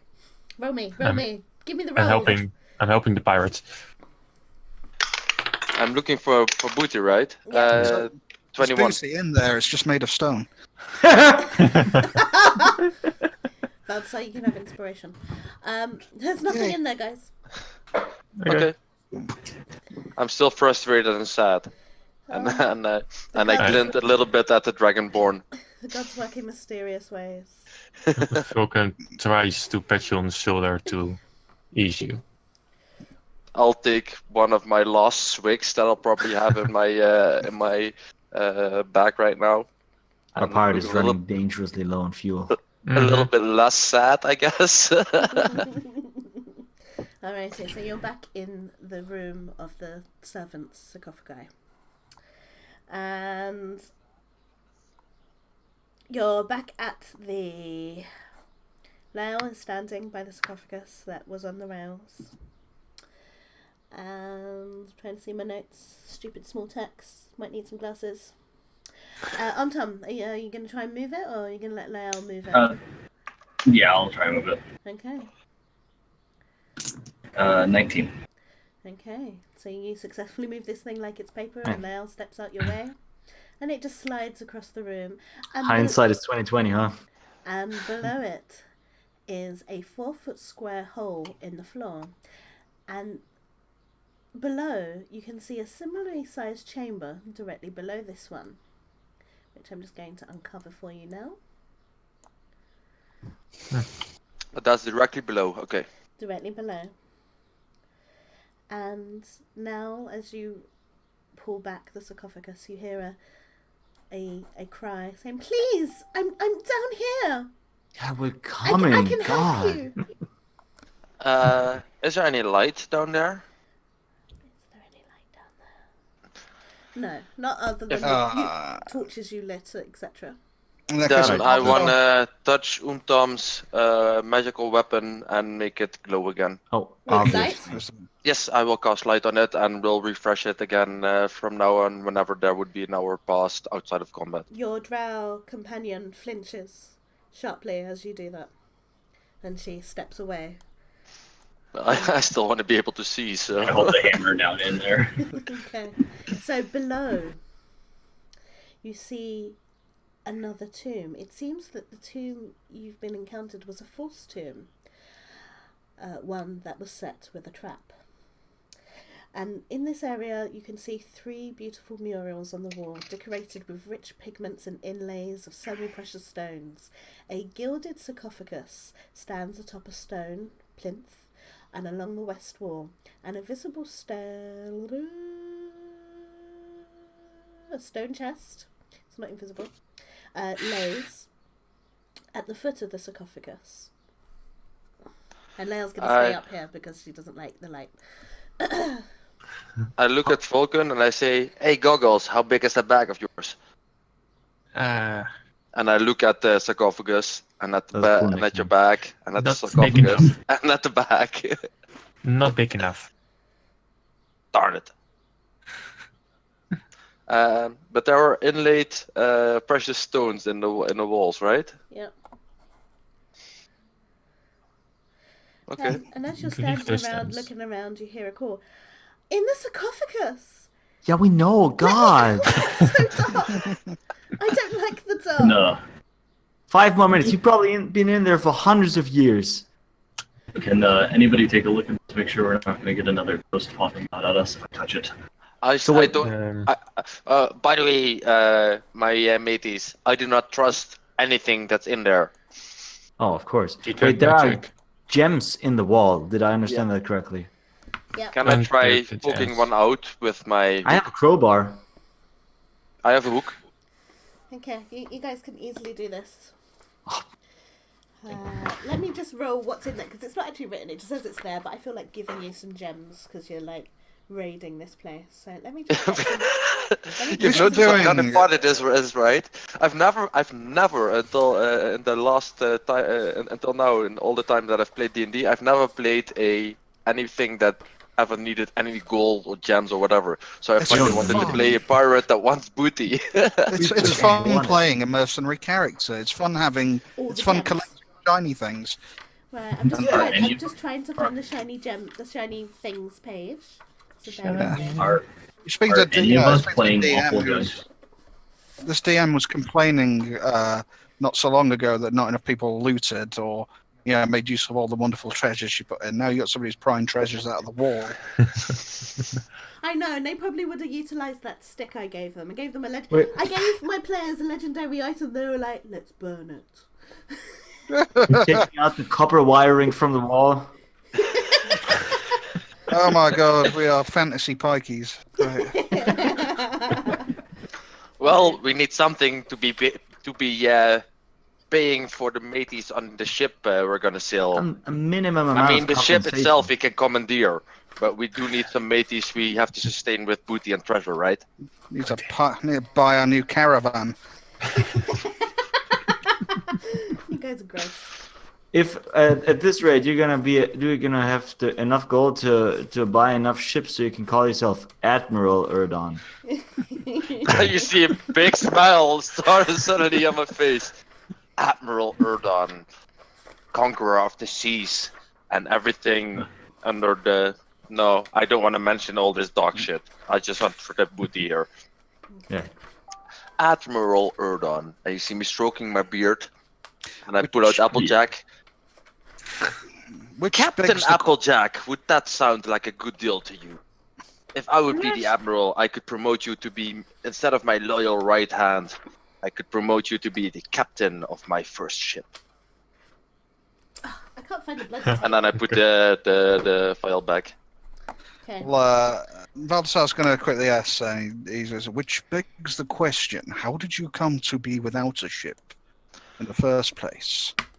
I am not without a ship. I have merely traveled along a captain all my life so far, or along some captains. Along my travels, I've found a nice little lassie to spend some times with. But then I heard of a race towards here and some word about my father, who I have lost a long time ago. So I went on a travel here. I do intend to one time return to my darling and find a nice ship to roam the seven seas with again. Aww. And you see maybe a little bit of a tear out of my eye when you see me talking about, not necessarily about the lassie, but about the ship and the sea. Or a fleet of ships? Well, if you do well enough, I might be able to appoint you as one of my captains. Imagine that. Each of us has their own ship and crew. Like that. That's the extent to which our dreams now go. We initially talked about maybe taking a ship somewhere. Now, grown exponentially. Entire fleets of ships. Yeah. All right, everyone choose a dice. 8. Choose a die. So so like a D8. Everyone name one, but you can't have the same one. D8. D6. D20. I want a D12 because it's awesomely formed. Okay. Can I call D100? D8. Okay. Whoever has the D8, Yes. roll it.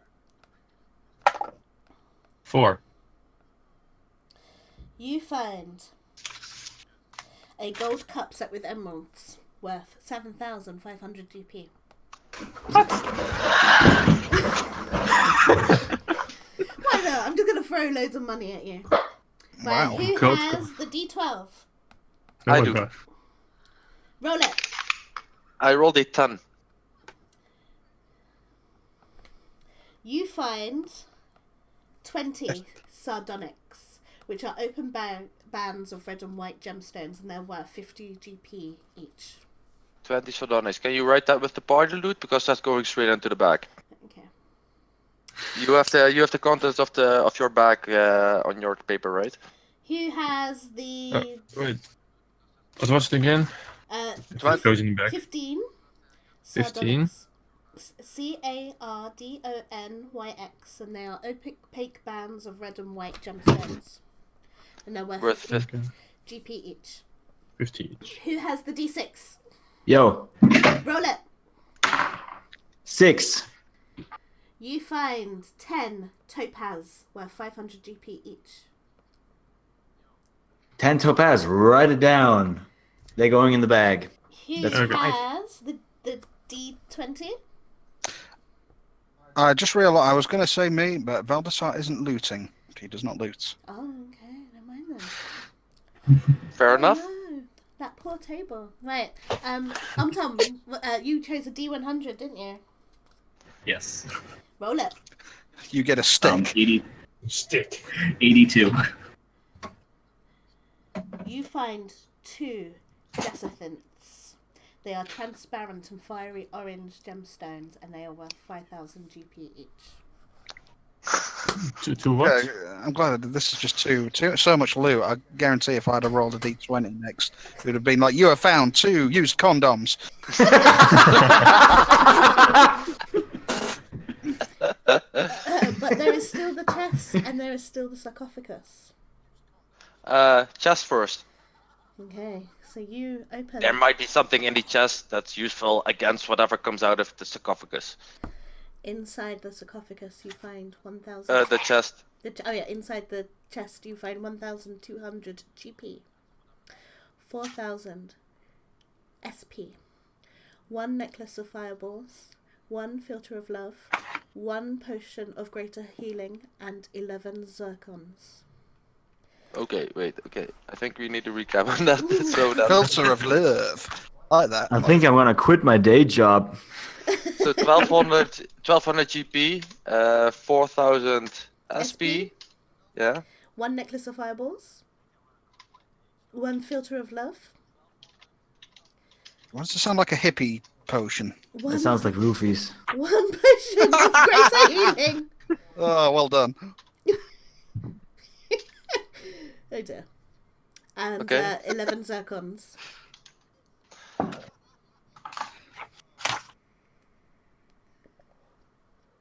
I look at the guys. Well, the Zircon goes straight in the bag, I guess. Because those are gems, right? Oh sure. Just dump it all in. Uh, Indiscriminately. 20 seconds. Shall we be putting the gold and the silver in there for now as well? Being it big load, we can use it when we need to and divide it if and when we would ever escape this place. Totally. So we So- dump the gold and silver into the bag as well. Mm-hmm. At least this amount, so 1200 gold and 4000 silver goes into the bag of holding. 1200 gold. How much silver? 4000. 4000. We just start scooting this all in there, holding it open shovel. and shove it all in there. Yep. And a filter of love, what's that? A filter of love. I will drop it in the chat for you and you can look it up. Is it a Oh love yeah, can you potion, drop the basically? items in chat so we can check them Yeah. out? It's literally roofies. Okay. That's no good. I'm gonna. That might be something for the guy using the daggers, might it not? Excuse me, sir. I take offense to that. Them's fighting words, but yes, I'll take it. I do not question your morale. I do consider your skill set that I've seen so far. Oh, thank you, man.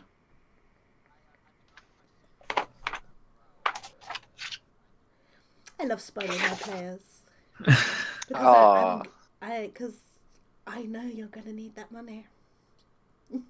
I am so looking forward to the first town. Like, I have so many stupid jokes chambered. Oh god. What Sloopler done? The original You know, shopping. for the first couple sessions, I thought that's a guy. No, And if you go back, that caused some confusion. So, who we be dividing these other things amongst? We have a necklace of fireballs, a filter of love, and a potion of healing. So the filter goes to Wrath.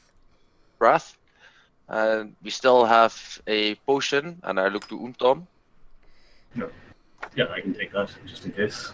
Yeah, that might be a smart idea for the guy, hopefully taking the most punches. And then we have the necklace.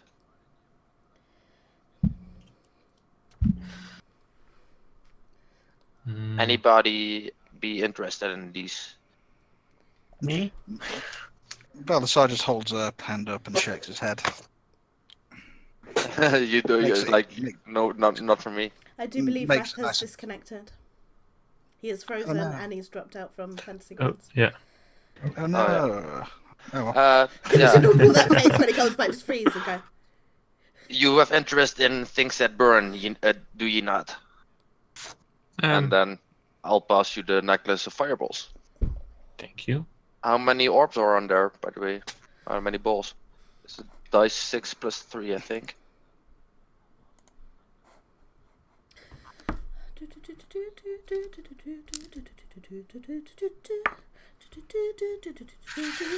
Nine. Oh wow! I rolled a 6. So you can cast Fireball as a 3rd level spell 9 times with that. By Oh, pulling a bead off. very nice. So the But cameras they- are all wonky because we've lost Wrath. He'll be back in a moment. The orbs, the balls do get consumed when you use them. Maybe we should test out the love potion on Lyell.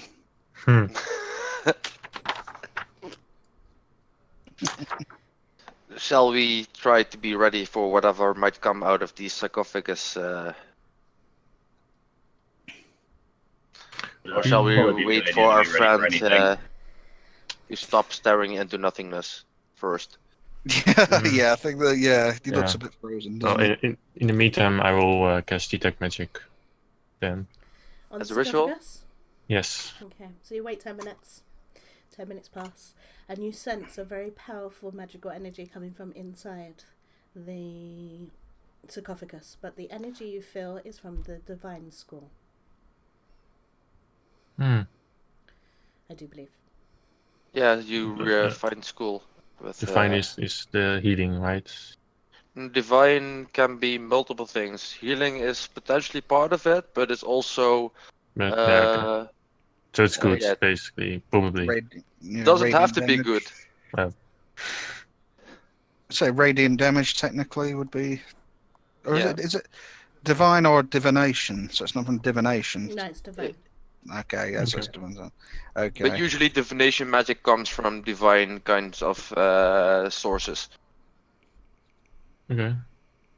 I detect a very powerful divine magic coming from the sarcophagus. Interesting.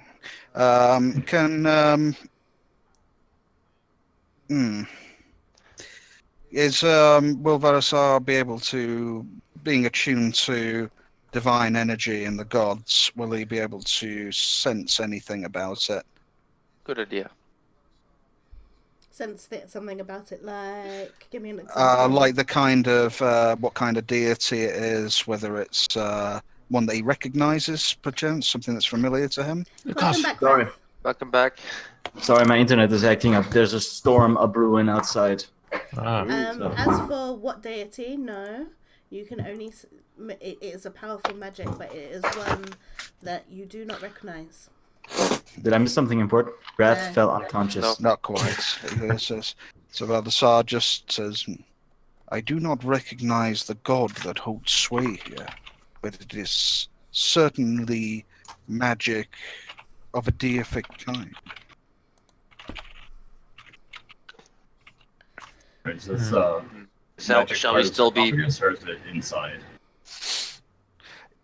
It might be worth remembering that the Netherese people that I mentioned earlier, they worshipped the sun.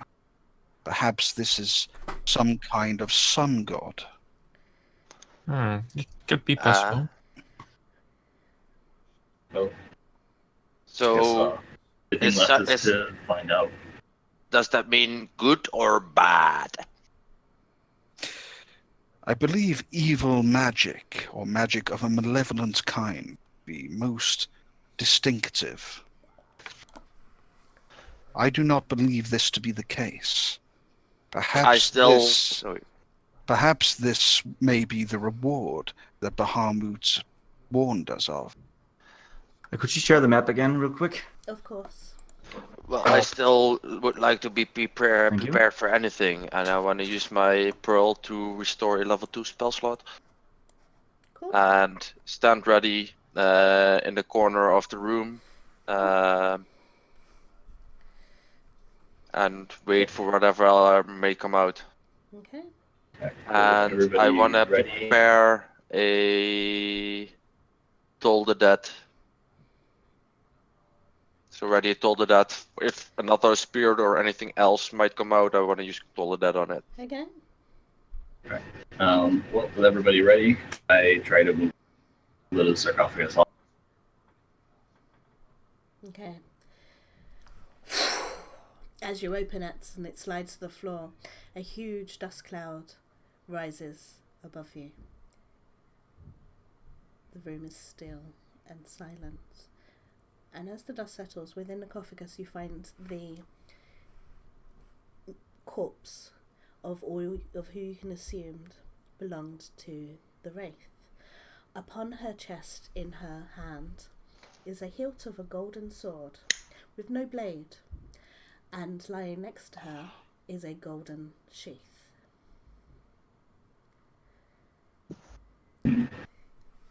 Interesting. Okay, really? Yeah, really. Cool.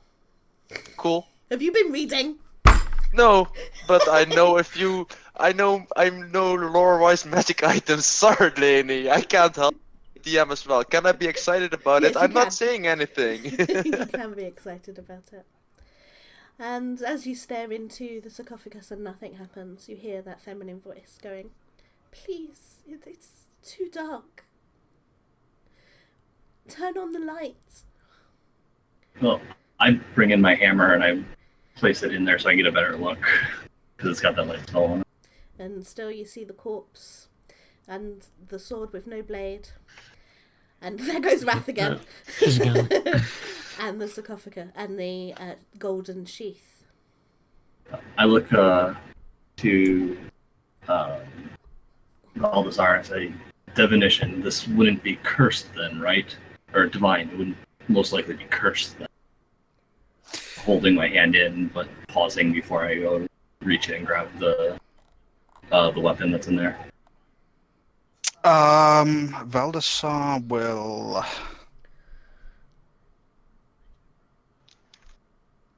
he will approach the sarcophagus and he says, "If this weapon is to be cursed, then I shall be the one to bear it for now." And he reaches down and he's going to actually pick up the hilt. Okay, you pick up the hilt and you feel a cold shiver go up your arm as something touches the back of your mind. And you hear, only Baldassar hears in his mind is, "Please, turn on the light." And as you examine the hilt in your hand, you see what looks like a switch by your thumb near the crossguard.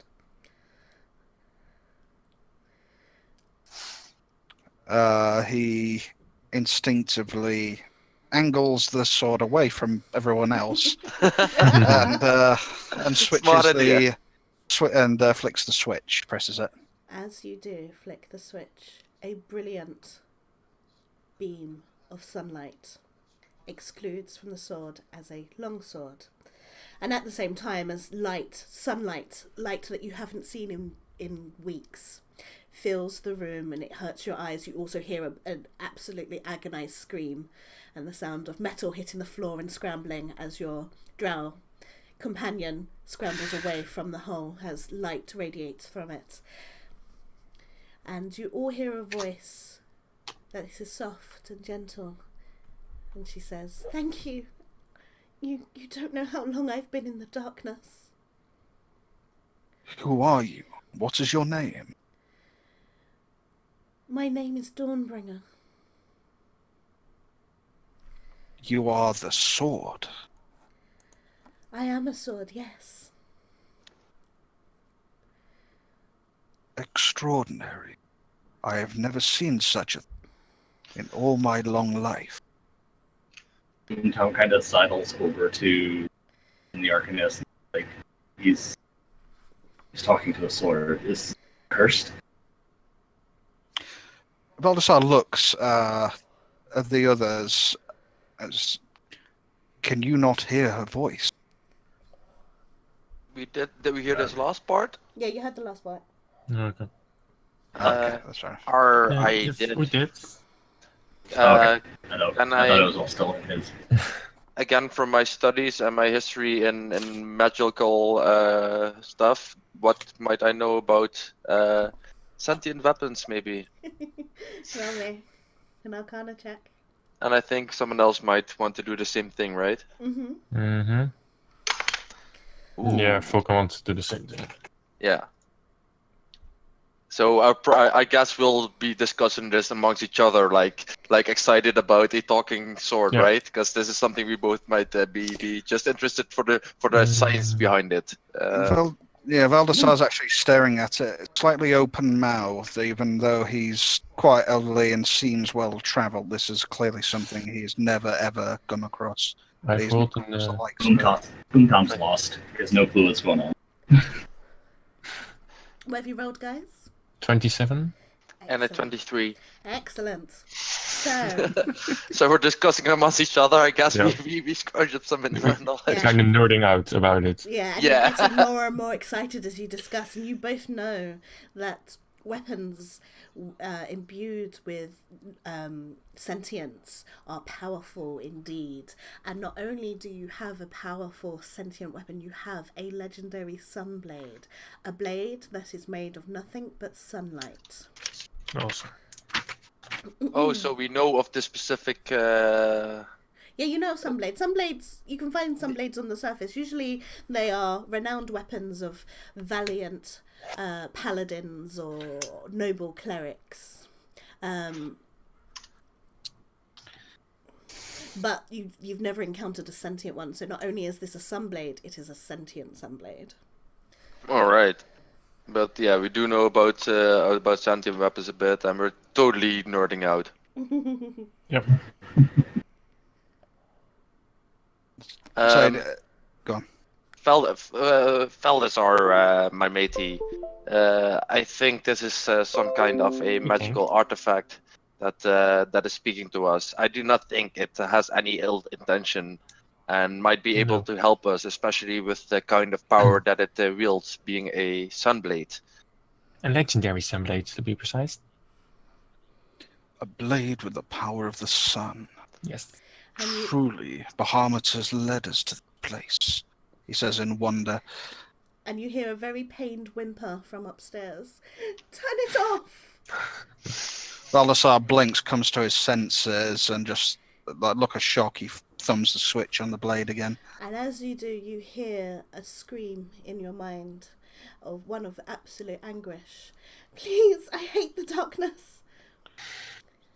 Baldassar, as the blade retracts, he just says, do not fear. We will take you from this place.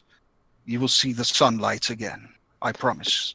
There's a sheath as well, right? And the sheath it does have a length, doesn't it? Yes.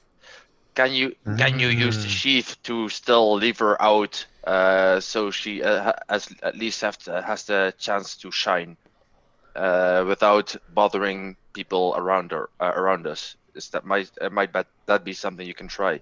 Yes, that is excellent thinking. He says, and picks up the sheath, the scabbard. So he releases the sword. It fits the hilt of the sword over the scabbard and releases it again. Does it have the? Does it stifle the light? As you put the blade in, because obviously the blade is pretty much shapeless other than it's very long, and you see as it goes in the sheath, she shapes within the scabbard and she slides in quite nicely, and she seems to adjust in comfortably, and yes, it covers the light, and in your mind you hear a little sniff. Thank you. And I'm still a bit excited about this because I made a magic weapon happy.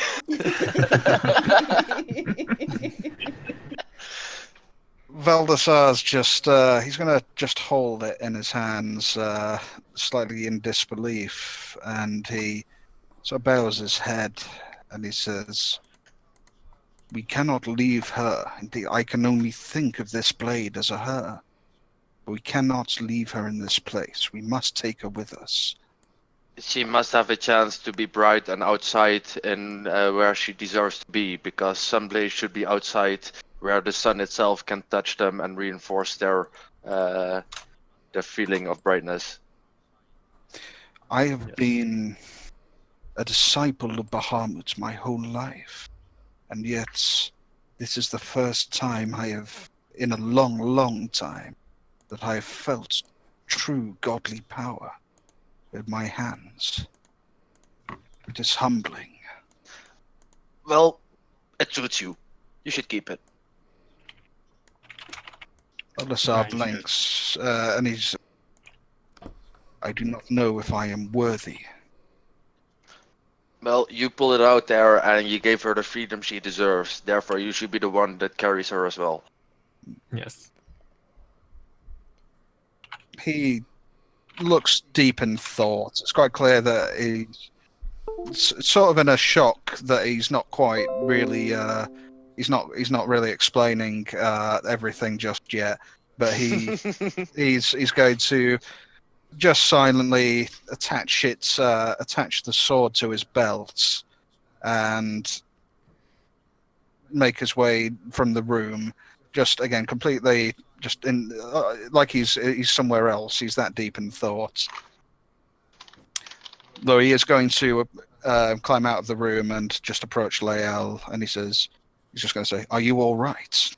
So she is completely cowered behind one of the sarcophagus, away from the hole, and she's just kind of got her eyes closed and she's pressed her head against it. And she was like, "What in Illustrahi's name was that?" That was one of the most beautiful things I have seen in my life. But to a drow unaccustomed to sunlight, it can only have been unspeakable agony. And Balthasar bows his head and sort of kneels before Lael. He says, "Forgive me, my lady. I did not think." You also did not know. No. Yeah, we had no way of knowing what was going to do. So he sort of prostrates himself for forgiveness. Awesome. She stands up and she flicks the hair that protrudes from her helmet and was like, "There's no harm done. I'm not burnt, I don't think. Shall we move on?" Before you do, Balthasar's actually going to just look at his friend and just put a scaled hand up to her face and just look into her eyes to check for damage, because he's a medic, so he can do a medicine check. Yeah.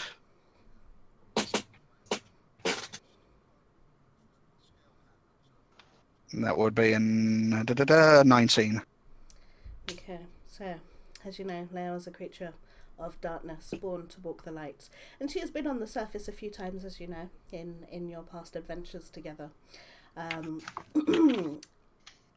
Her eyes don't seem permanently damaged, but she might have a hard time hitting things for a while. Is there anything he can do to alleviate it with? As you know, drow sensitivity to sunlight is Corellian's curse, and so she must bear Corellian's curse until the drow are forgiven. There does not appear to be any permanent damage, thank Bahamut, but you should take it easy for the time being. She shrugs you off, and she says, it no matter.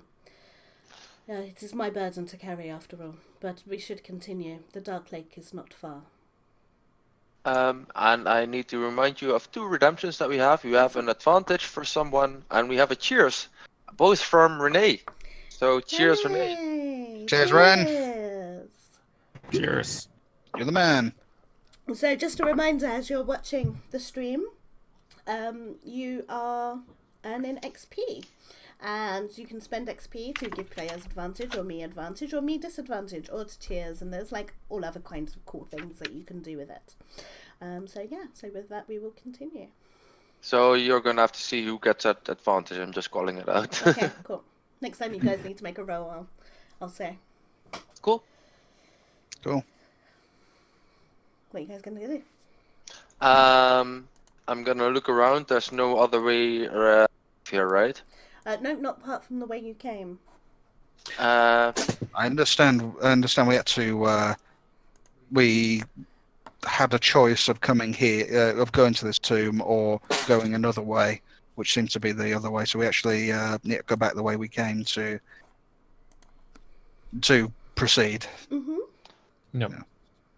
Well, he's just going to follow layout. He's going to follow layout. Valdez, she'll know. She knows the way.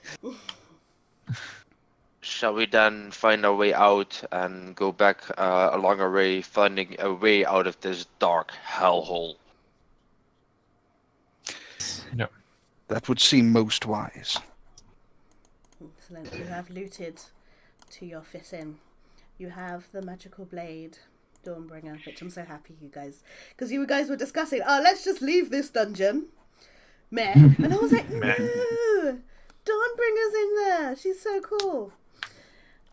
Fun fact, when I played Out of the Abyss, I played as Leo, and I had a drow that wielded a sunblade. It was hilarious.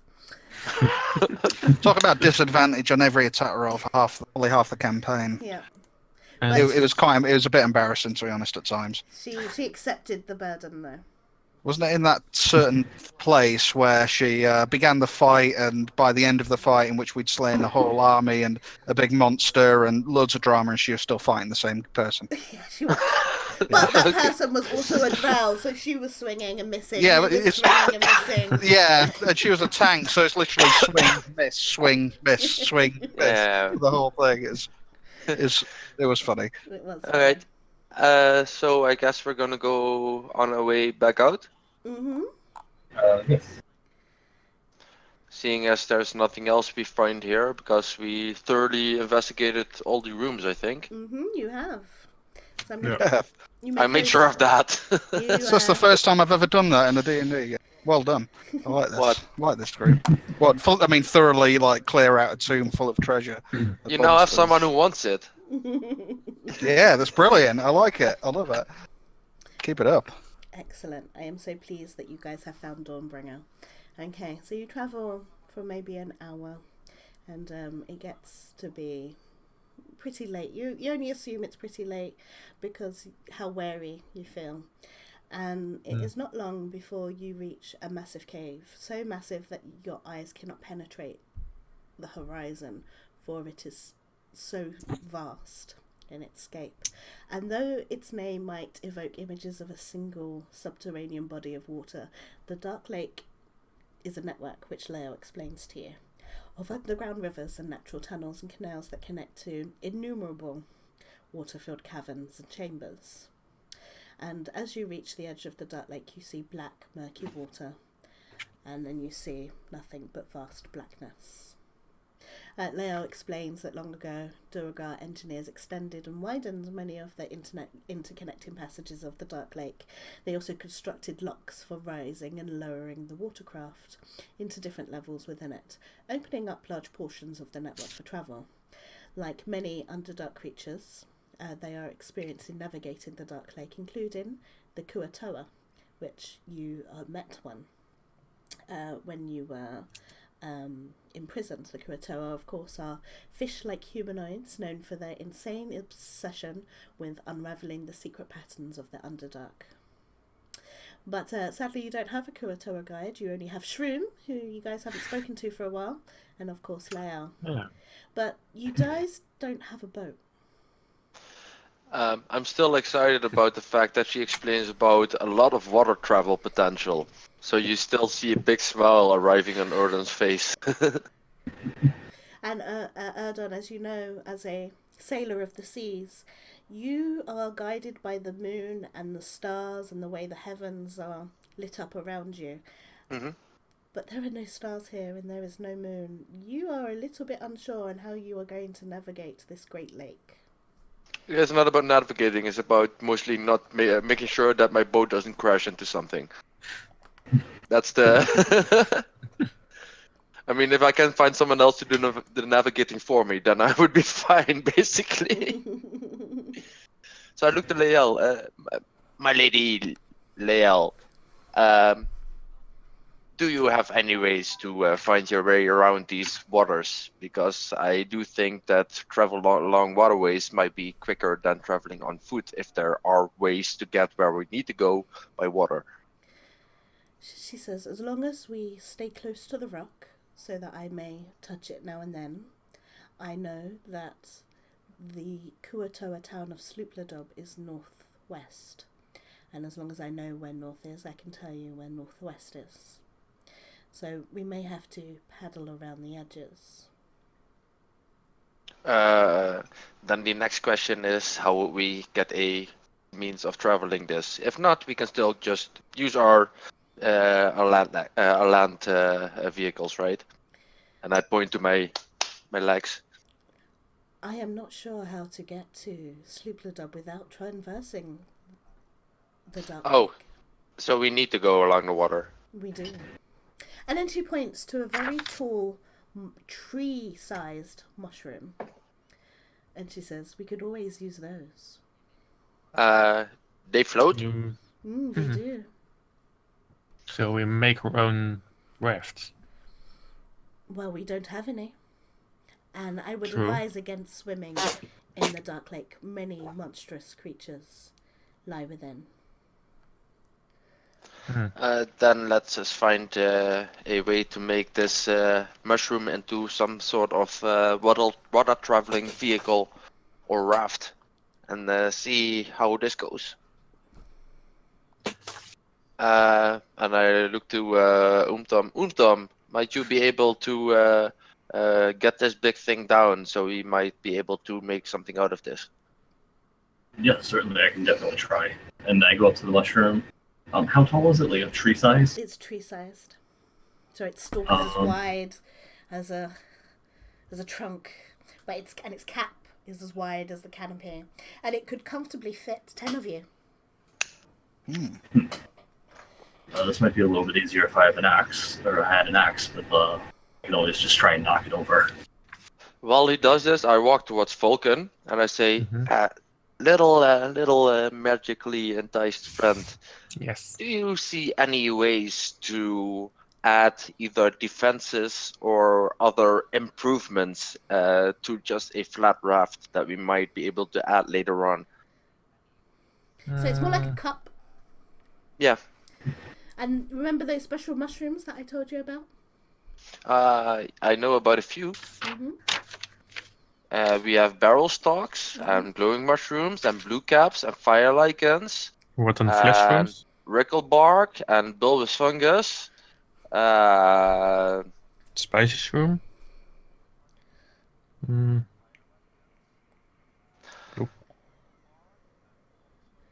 There's some that explode. There's some that light up. There's some that you can drink from.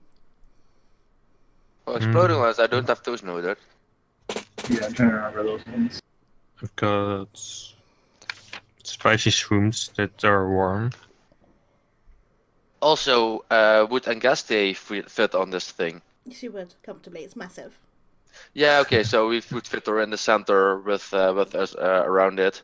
And there's only this mushroom. Are there any other mushrooms around it that we can use and maybe try to make paddles out of?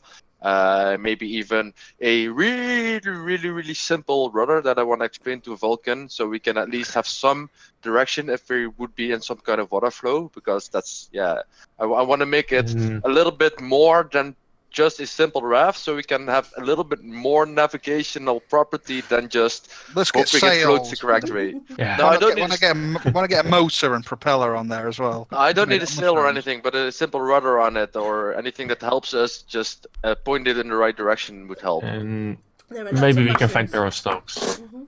There are lots of mushrooms that you could possibly craft interesting things from Yeah. if you are creative, and I gave you a long list of mushrooms for you to use. What Are would there barrel I stalks? need to roll to craft an outboard motor? Hey, there's Hey. your computer. An outboard what? An outboard motor. Is that beyond mushrooms, really? Yeah, that's beyond mushrooms. I'm afraid. Artificer. Artificer. Is a barrel stalk? Are they? Oh, Hi, Welcome Raph. back.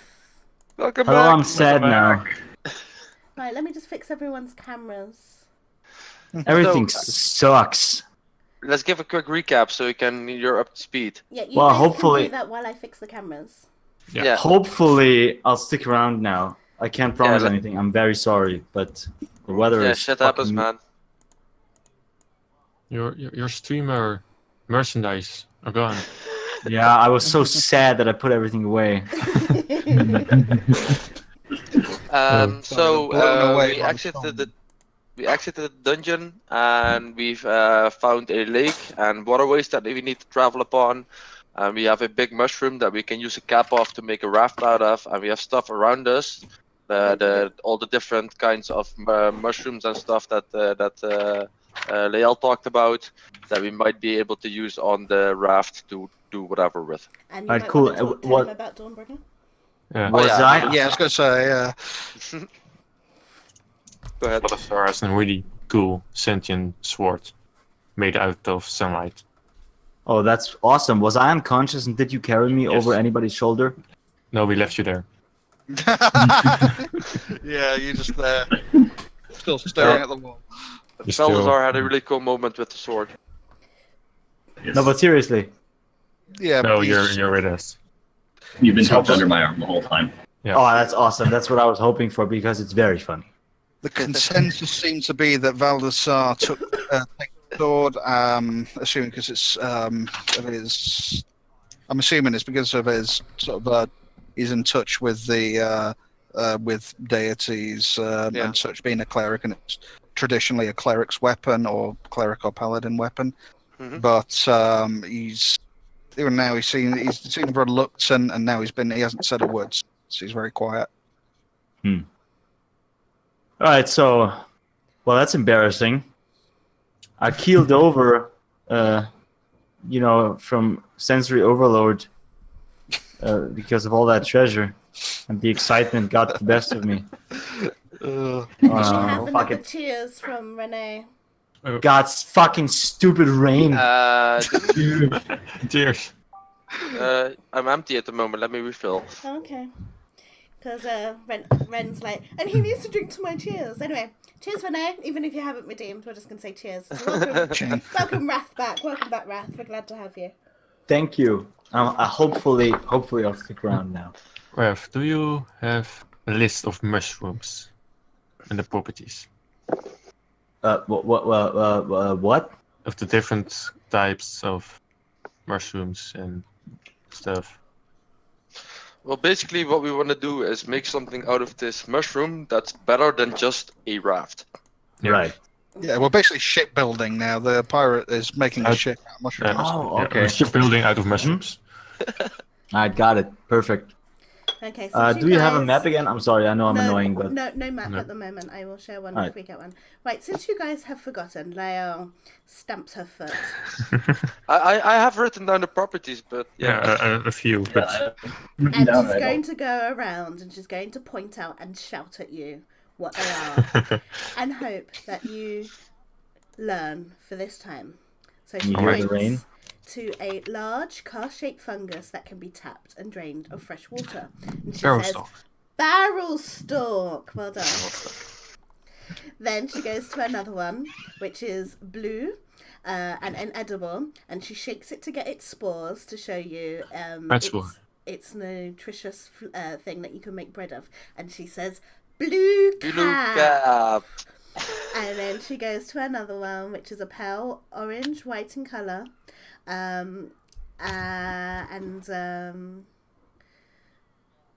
She cuts it and she grinds it up and she holds it on her finger. And she goes, Fire lichen? Yeah, well done. And then she goes to find a shelf-like fungus that looks like a mass of rotting flesh, but it's edible, and she eats a piece. And she tastes like steak, right? And yes, she says it can be roasted to taste like steak, and she goes, Ripplebark! And then she goes to a very tall mushroom that's about 4 or 5 feet, and it has a broad grey-green cap and a light grey stalk. Its cap is leathery in surface and can be cut and cleaned in use for making maps or hats or paper, scrolls. It is a bit like bark or wood. And she says, Trilmac. It's like Sesame Street. Trilmac? I didn't have that one. Well, there's more. I'm going through this.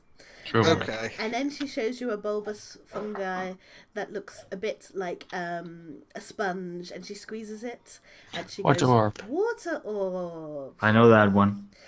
And then she shows you a massive mushroom, which you are actually cutting down. It has large grain-like spores, which you are shaking off as you're cutting it down. And she shows that you can eat it.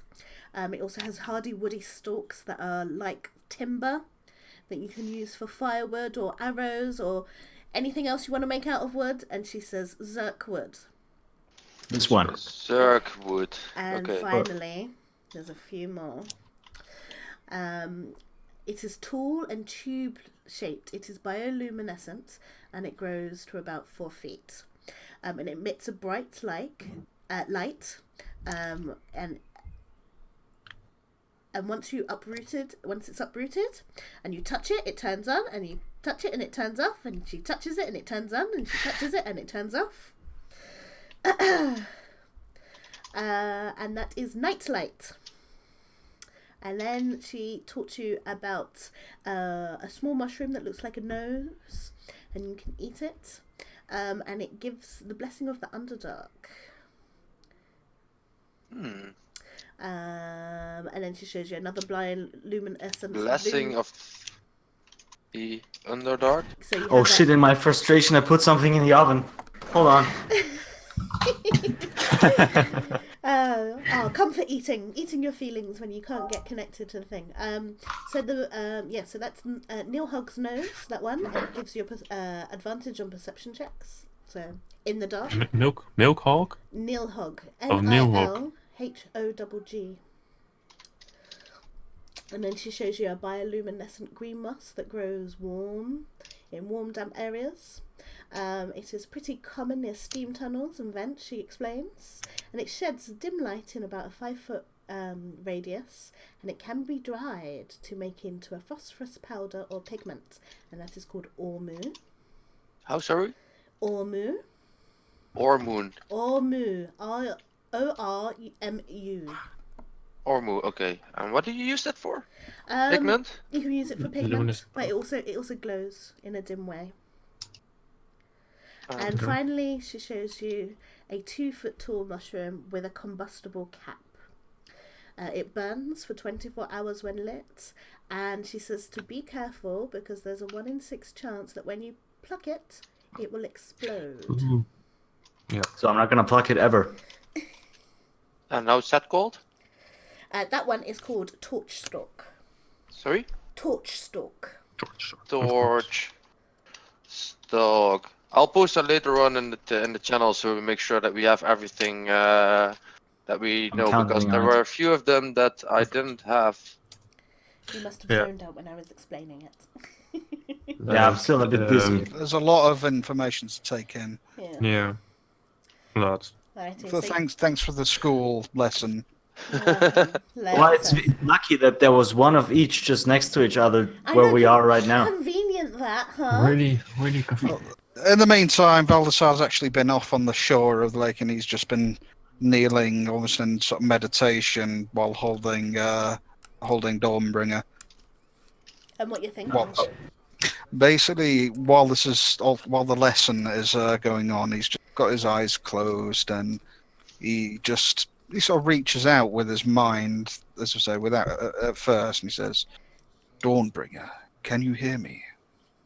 I always can hear you. I can hear your thoughts. As if he could smile within his mind, he does so. He gives a warm smile, and he goes, "I thought as much. Are you comfortable, dear?" Fairly. I'd be much happier if we were on the surface. I'd so much like to see the sun again. I will do my best to ensure that happens. I am sorry I cannot release Guide, my friend. It is most painful for her to witness your light. I have fought drow in my many, many pasts, and they should all be slaughtered for the evil that corrupts them. The transgressions of the drow are legendary, that is true. But they are not all evil. Many have turned from the path of Lolth and seek to combat her. If you say so. But my sole purpose in life is to wipe out darkness, and drow are darkness incarnate. It is a noble goal. I will not dispute that. I do not know if I will be the one to help you see that goal through, however. But I will do what I can whilst you are in my possession. Well, speaking of which, I need to give you Dawnbringer to drag in your inventory. Yay. For now. And meanwhile, I, confused and dazed, go up to Vulcan, who's closest to me and probably picking mushrooms or something, and I go, "Man, I don't know what the fuck is going on." Why? Just making conversation. Just woke up. Oh yeah, you were past that. But listen, Yes. we're building a boat, right? Is that accurate, Erdon? Yes. Well, Good. Have I felled this mushroom yet? Oh yeah. All right, there's Yes, you the have. tree mushroom, right? It's basically More- wood. More like a raft than a boat. Right. Well, Yeah, I mean, we're raft, aiming but- for boat and we're settling for raft. Well, a raft that's Yes. a little bit better steerable than just a raft. So we're gonna at least try to Yes. add a simple. Sail. Uh, And then outlook. where do you want to get wind off? Thank you for saying that. So I didn't have to. What? I'm Wings. a sailor, of course. I Oh, know. dear. Of course, it's about the aesthetic. You know, the presentation. Yeah, If we want to go sure. for aesthetics, then we should be adding a mast with a crow's nest on top. That's what I'm saying. And like flames to the side. So I'm looking at this stalk and this cap. If we would flip it around, would this stalk be able to function as some sort of mast that we can attach things to? It's a bit thick. You could probably half it and half it again and probably get the mast tubed one. Yeah, just at least thin it so we have a sort of stalk in the middle that we can use at least to tie stuff to and have some kind of connection to the boat itself. Mhm. And we can add some rigging to it to keep it steady on the sides of the mushroom itself. We could use the Dromac to make some sort of paper sail. For the man. Well, again, where do you want to get wind from to add into the sail? Aesthetics as Okay, Of Manchester. I totally agree. But then we should have a flag as well. Ooh, we will. Out of character, I hope you've been researching your sea shanties, Ken. Because we're going to need them now if I we're going know this what far. sea shanties. Yes, we need some pirate songs. I'm Yarr. sure I'm gonna think of a few, and I'll entertain you with some when we would be Yes. on a ship's travel, and I have more to drink because I'm almost dry. So that's the top priority at the moment. No more booty until we get some more. Booze. Excellent. As you are working to build your ship, you notice that Leo is not helping you. She is sat on the back of Angaste, her legs crossed, just kind of watching you, slightly amused. I sometimes want to go across to Angaste like I usually do and just give her a little bit of a scratch because, and I always bring out Angaste Junior just to crawl around me, over me, fuck she wants while we do this because she earns a little bit of freedom. I remember. Mm-hmm. The lizard. Yeah, I've got a tiny version of Angaste as a. Yeah, you're just spiritual crawling companion. with critters, aren't you? Well, I did have to give up the stupid fucking pirate for it. Filthy beast. Yeah, filthy beast. I could get him back sometime if I would want to, but who wants to replace this? And I scratch her a little bit, and She makes a little trill, and she scatters all over the place because she's hyperactive. fine. Like, she's getting underfoot and in the way, and she like crawls down your arms to see what you're doing, and like you're about to hammer something, and she's like there. You're like, what? She sits on my keyboard. Yeah, it's all up in the camera. Yeah.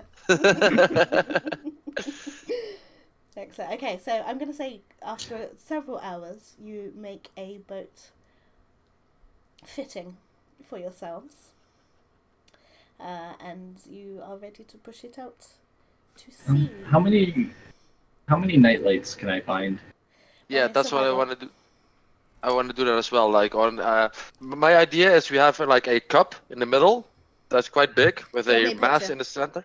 I'll draw bigger, but just for sake of imagination, with a mass in the Draw center me a picture now. and lines going from the center towards the sides, so we can keep the mast straight as well. And we can hang stuff on that or whatever we want. A makeshift sail that we want to just plop to the side of it. And then along these lines, as well as along the rims of the boat itself, on certain spots, a few of these glowing, light-giving mushrooms that we want to use. I rolled a 14 on that. Okay, you have found 16 lights. Maybe even on the bottom, smooth it about in some direction, so we have a instead of a round thing that just starts turning around, we have some sort of length to it instead, by just adding a sort of maybe a fin, Okay. just to keep it sort of straight. But I that's gonna added a help with picture of navigating. it to the call. Yeah. I'm gonna have a quick look. It's gonna mess up the camera for a second. Yeah, that's totally gonna happen. Yeah. Excellent. That's a ship. So do we need to roll anything to make to craft this with No. my knowledge and the craftsmanship? Because I think he's quite I know well everything. capable of this. You I got guys, smith tools, tinker's tools, I know how to make stuff. I am happy for you to just use your tools and take the time to make something seaworthy. And I am happy Cool. with that. You have Great. successfully used your imaginations like I wanted you to. That is your reward. No rolls involved. Okay, so are you ready to transverse? You are. One more thing. You are getting really tired, guys. I think before he, I think Valdesar's just going to, when everything's all set, he's going to stand up and he's going to approach the vessel and he's going to look at it admirably and just put a foot on it just to test it. How does it feel stable? Does it feel seaworthy? It feels stable. Whether or not it's seaworthy, you won't know until it's on the sea. Wrath will, before we set off, take a couple of these edible mushrooms and prepare them and make them barrel in stocks. portions and. Are you making like a little oven on this boat? Yes. Okay. Cool. Yes, of course. I'm preparing food. I am in the process of becoming the cook. Okay, cool. Like you carve out a bit of the cap, and you And get while I'm doing other that, bits I'm of also the cap, doing and you the make like a little oven, and you chop up bits of the wood stalk, and there we go. You got a little fire. I think that Jason was still doing something, right? Yes, but yes, Jason, it feels sturdy, but whether it's seaworthy, you won't know until it's on the sea. Well, he just, but still, he nods in appreciation, and he just he says, "This is excellent work. Well done." Thank you. Before I call it a night, I want to spend at least a little bit of time using some of this, if I can find it, of course, some of this trail mag.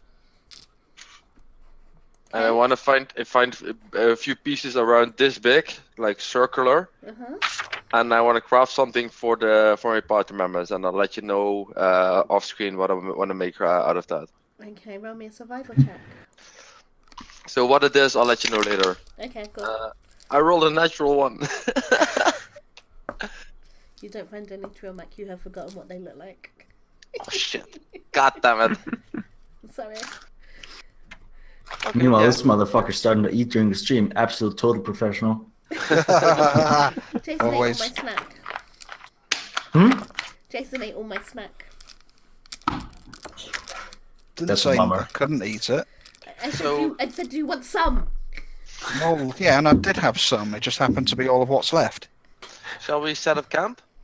Yes. Yes. Are we on the high seas of the Underdark now? No, not yet. You're still on the coast. On the shore. Yeah, the shore. Let us depart when we are well rested, so you're not, you do not fall in. Well, you do not know how to steer a raft like this, because even I do not know exactly how to steer a thing. Okay. Good idea. We will figure it out. I hope. So, 100%. who wants to take first watch? First, second, third. First! Raise your hand. I saw Wrath first. Second. Vulcan. Third. Okay, that'll be me. Leia will take third. Fourth. How many are there? There'll be 5. Okay. Take 4. Okay, 5th. And we'll say Valdesar because he's old. He needs he'll be up early. Okay. Early bird special. Erden doesn't volunteer. Okay. He's dreaming about sailing. So you guys settle down for sleeps. Erden will volunteer next night. You better will. And Wrath, you start the watch because you've already kind of had a nap. So Exactly. You're ready to go. And roll me a perception check, please. Perception, you say? 2, 5. Question: how do I use inspiration? So you can give yourself advantage for 1 roll. And then that's it, your inspiration's gone. Do I have to use it before I make the roll? No. No, you can roll and then... But there is an advantage going as well. I got rolled an 18, so... Okay, well, that's good enough. As you are doing the first watch, the light from the boat lights up a little bit more of the dark lake, and you see a fish-like humanoid, several fish-like humanoid, travelling past, and they watch you. Swimming? No, they're on a raft. Oh, they're on a raft too? Yeah, and they just gently float by as they stare at you before they disappear into the darkness. Yeah, exactly. They don't do anything, right? Huh? Do they do anything? No, they just watch you. In your Oh, yeah. weird mushroom boat. Smile and wave, smile and wave. I don't do anything. I just... Hey, how's it going? I should pull you guys over, like on the other screen, because that's more personal. Hi. Hi. Hey! We're looking at us now. Okay, and that's all that happens on your watch. Oh, that's good. Watch number 2. Who was it? Oh, yeah, me. Did I mute myself? No. No. Okay, no. No. Right. Okay, cool. Roll me a perception check. It's not that high. By the way, did you remember to shout out to your mom, Leonie? Yeah, I did in the beginning, but I don't know if she's still watching. Ah, Mum, if okay. you're still watching, message me on Facebook. 10. Okay. Always professional. You should always remember your mum, no matter how famous you get. Always. Not like I'm famous or anything, but you should always remember. So if I start now when I am famous, yeah, I will always give shout out to my mum. Nothing eventful happens in your watch. Okay. 3rd. Might I stand up during the 3rd watch to just walk over towards the edge of the lake and flop it out because a man gotta pee, right? And like in movies and TV series, people never say that they need to go and pee, but it's still something that happens. So during the night, I at least have to wake up once. I think exactly at halftime to walk up and have a pee, and then just like 15 minutes long, just stare along into the nothingness before I go back and an sleep. underdark crocodile comes up from the deep and bites off your penis. No. Who was 3rd? Was that me? Was that Leo? That's no crocodile. No. She simply raises a brow at you as you are taking a 15-minute pee. Well, I'm not peeing for 15 minutes. You just But stand I'll- there with your hands on your dick. Leo comes up and bites off your penis. That's what I do. I'm used to 15 do this because when I was on the ship, I did exactly the same thing. But just have a pee and I stand there for like 15 minutes staring into the nothingness. I And then think that's Starts to go cross-eyed. I think that's very particular to the Dutch Navy. Oh, no, thank you. Yeah, we say this, we don't mind so much, but, when we do a rouse, replenishment at sea, it gets a bit disturbing if you're not used to it. And when I go back, I'll just give a friendly nod to Lael, and after I wash my hands in the water. And not with easy. what, exactly? That's a Kind of a question mood you point, gotta No, I but get did in. it's that about the 15 principle of minutes the thing. ago. I did that Okay. 15 minutes ago. So you put it away then when you walk back. That's the main thing. Yeah, I do not Okay. shove my thing in her face. I'm glad you You know, didn't. You might have lost it. So I'll give her a friendly nod, and then I'll scratch Gassier, Evening. and then I'll go back to bed. She as you put her hands there, she's like, oh. There's a bit of water on it. She doesn't like Or that. is it? Oh dear. Okay, and the 3rd watch is uneventful. 4th watch. We don't really need any more event after that, do we? No.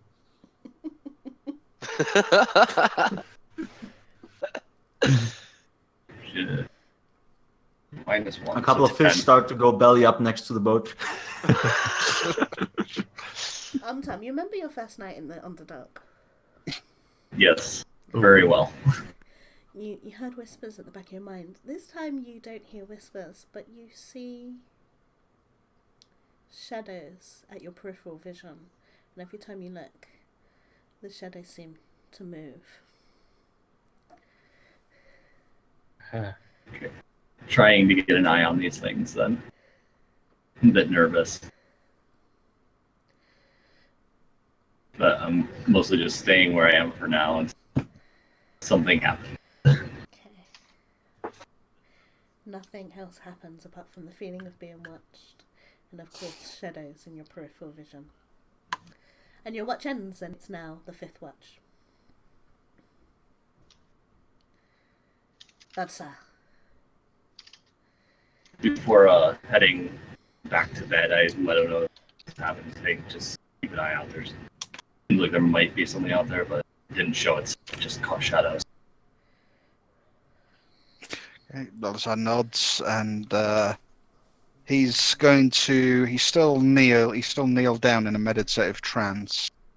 But his eyes are open now, and he sort of looks focused on everything around him. roll me a perception check. We'll just see how focused he is. Perception. Oh, no, not quite.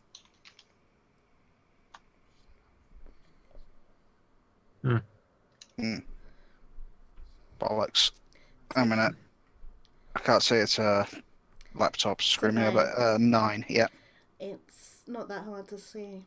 As your watch progresses, you notice a purple light stretch out across the dark lake.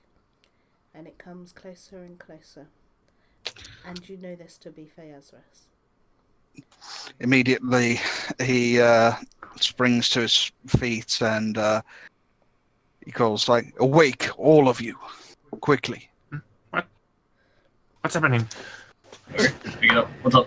What's happening? He's clearly looking out, and he nods towards the Phaedrus. I wake up, yawn, scratch in a place I do not describe. We need to move. Say, what's up?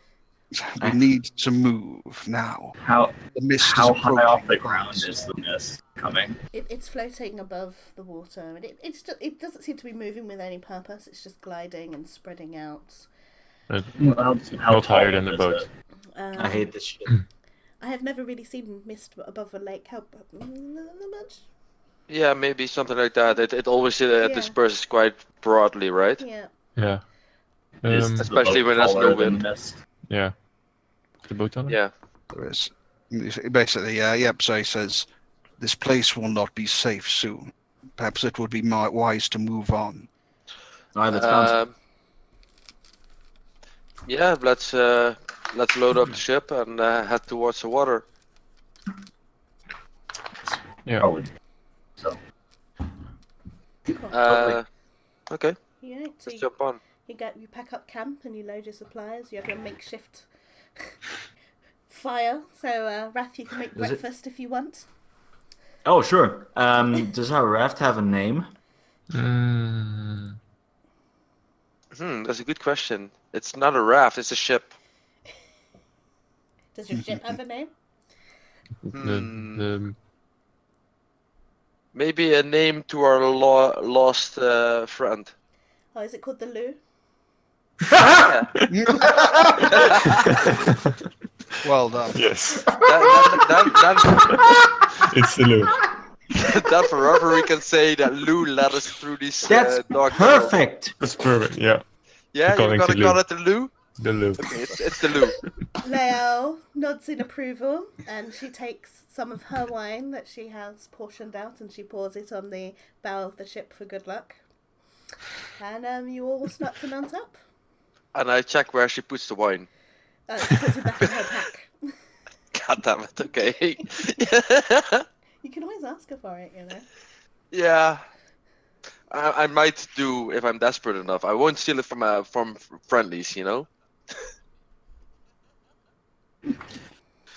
Oh, as they're sailing merrily along their way, Baldassar's actually going to just approach Lael and just going to murmur quietly to her. And he says, "What are your plans once we reach our destination?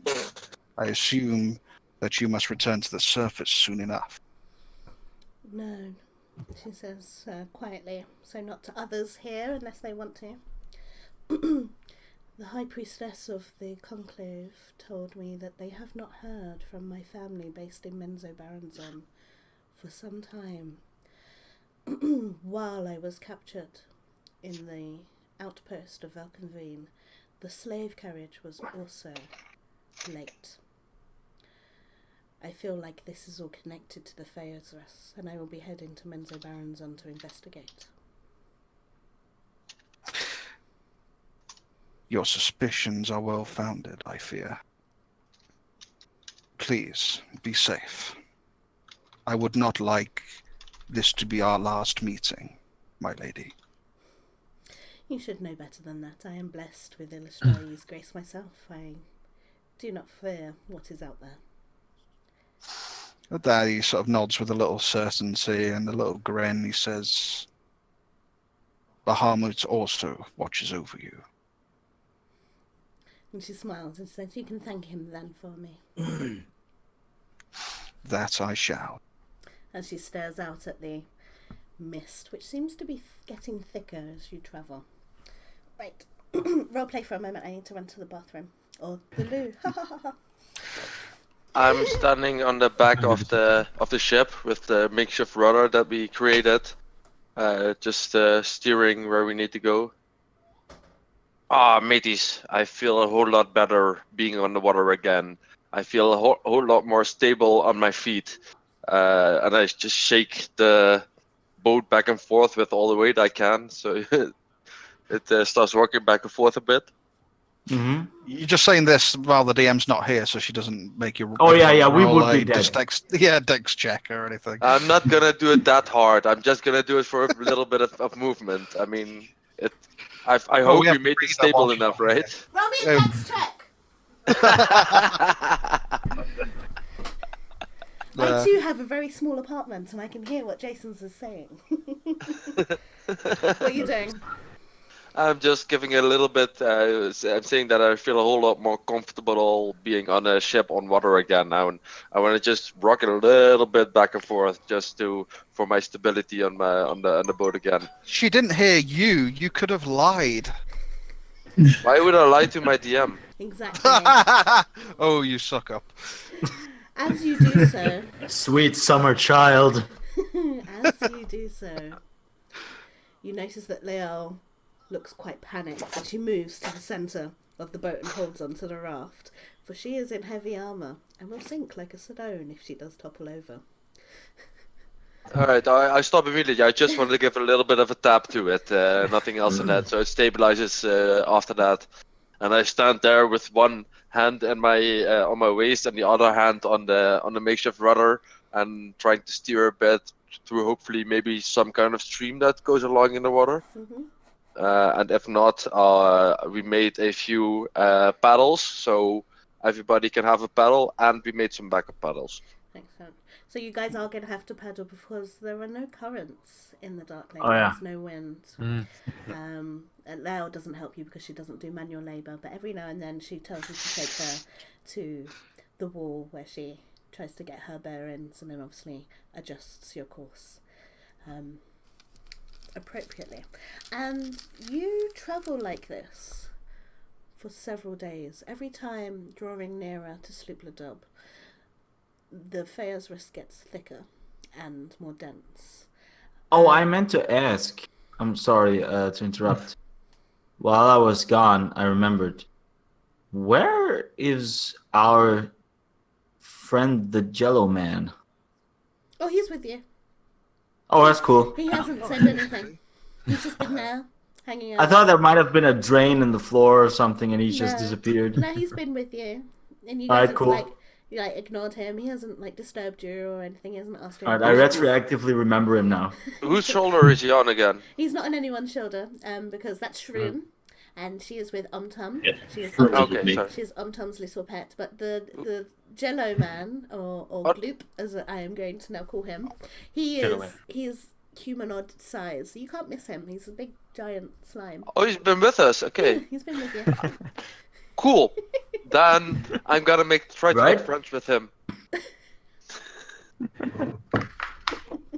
So you're gonna have a chat with the slime. motherfuckers wouldn't Yeah. talk to me all day. Because I didn't have a chance to do that last time because we were in a dungeon and I was distracted with looking around in the dungeon and other stuff. Cool. Let me just get his sheet up because I can't quite remember his name. Yeah, so Glabberglaw is his name. Glabberdoodle. And I The don't think glap. Glabberglaw. Glabberdoodle. Glabberglaw. Help me. I have a familiar. Oh my god, she's so noisy. Princess! Princess! Oh, here she comes. You can see her running. Hi, baby. You just helping daddy. Leave him alone. You say after calling her over. She's like, make up your mind, cunt. I'm just getting his sheet up. Okay, so what are you gonna say to him? Arr, matey. How you be doing? I'm fine. So, what is your goal and why do you travel with us? Because I did not catch that part last time. What are your we spoke. aspirations? What are your aspirations in life? I didn't have aspirations until recently. I just want to see what you are doing and where you are going. Have you ever considered becoming a first mate? Excellent. What is a first mate? I'm sure that Applejack can tell you all about it. Sure. And I'm gonna sit next to him, or ask him to sit next to me while I try to steer the boat a bit. Okay, And Do I just see hold this? Applejack out, and I make sure I hold him, so he's not gonna get Applejack, but I'm just gonna hold him next to him. Okay, and Glabberglaw has one giant eye that kind of like shimmies down his body and it like moves in closer to Applejack to like really carefully watch him. And he does, quietly, for a really long time. Do I notice all of this? Please say yes. Yes, of course. It's a big boat, but it's not that big. Because That's I'm probably one of the only things that's happening right here, right? And I'm not trying to hide it, so... I'm gonna walk over with an eye patch in my hand, right? I'm gonna say, "Listen, I think you're gonna need this," and I'm gonna punch into him, and just pull my hand back out and just leave the eye patch swimming inside of him. Okay, but when you punch into him, you do I take knew some that would acid damage. Yeah, I knew that would happen. It's Yeah. okay. So you take only 3 points of acid damage. No problem. Worth it. Okay, so you're... Baldassar's actually going to look at that and is like, going to go, just like his brow flicker a little bit. As I would say, strange person. There we go, Glabberglaw. I mean, even while trying to play some sort of serious campaign, we can have fun along the way, right? You can. Of course. These NPCs are here for you to play with. Oh god, watch out what you're saying.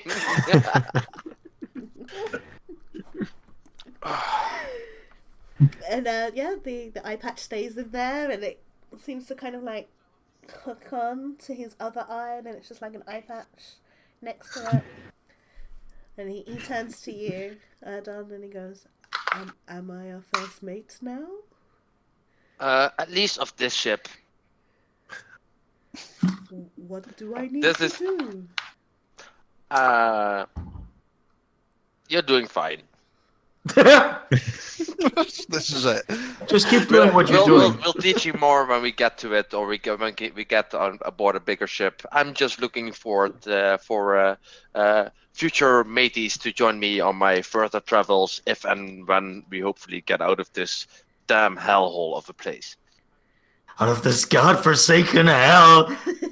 And even though he doesn't have a head, he kind of just moves up and down, but you think he's like nodding in agreement, and he seems quite pleased with himself in terms of his body language. Also, one of the advantages of being a first mate is you can wear a similar hat to what I have. I unfortunately was unable to find the proper mushrooms for that, but I'm seeing that you can possibly adjust your form to maybe add a hat to yourself. And the eye and the eye patch slide up to you, and he jellifies, and then on the top of his head you see a jelly-shaped hat that's similar to yours. But a bit smaller. But a bit small. Oh, okay, and then it shrinks. Yeah, okay. Rodon is pleased. Perfect.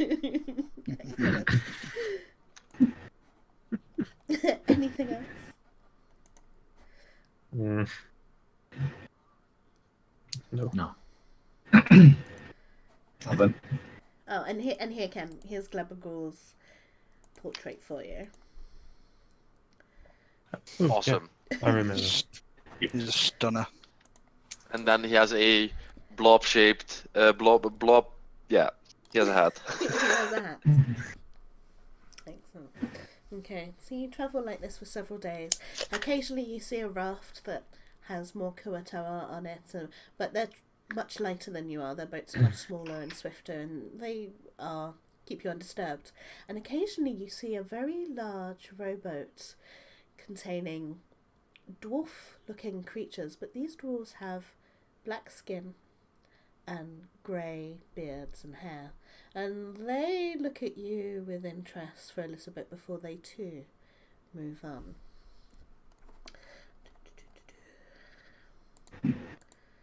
And I'm going to just show you a nice picture of what they're travelling on the Dark Lake. Ooh. You know, so it's lots of that. Yes. And lots of rocks and stuff I can navigate through. Yes.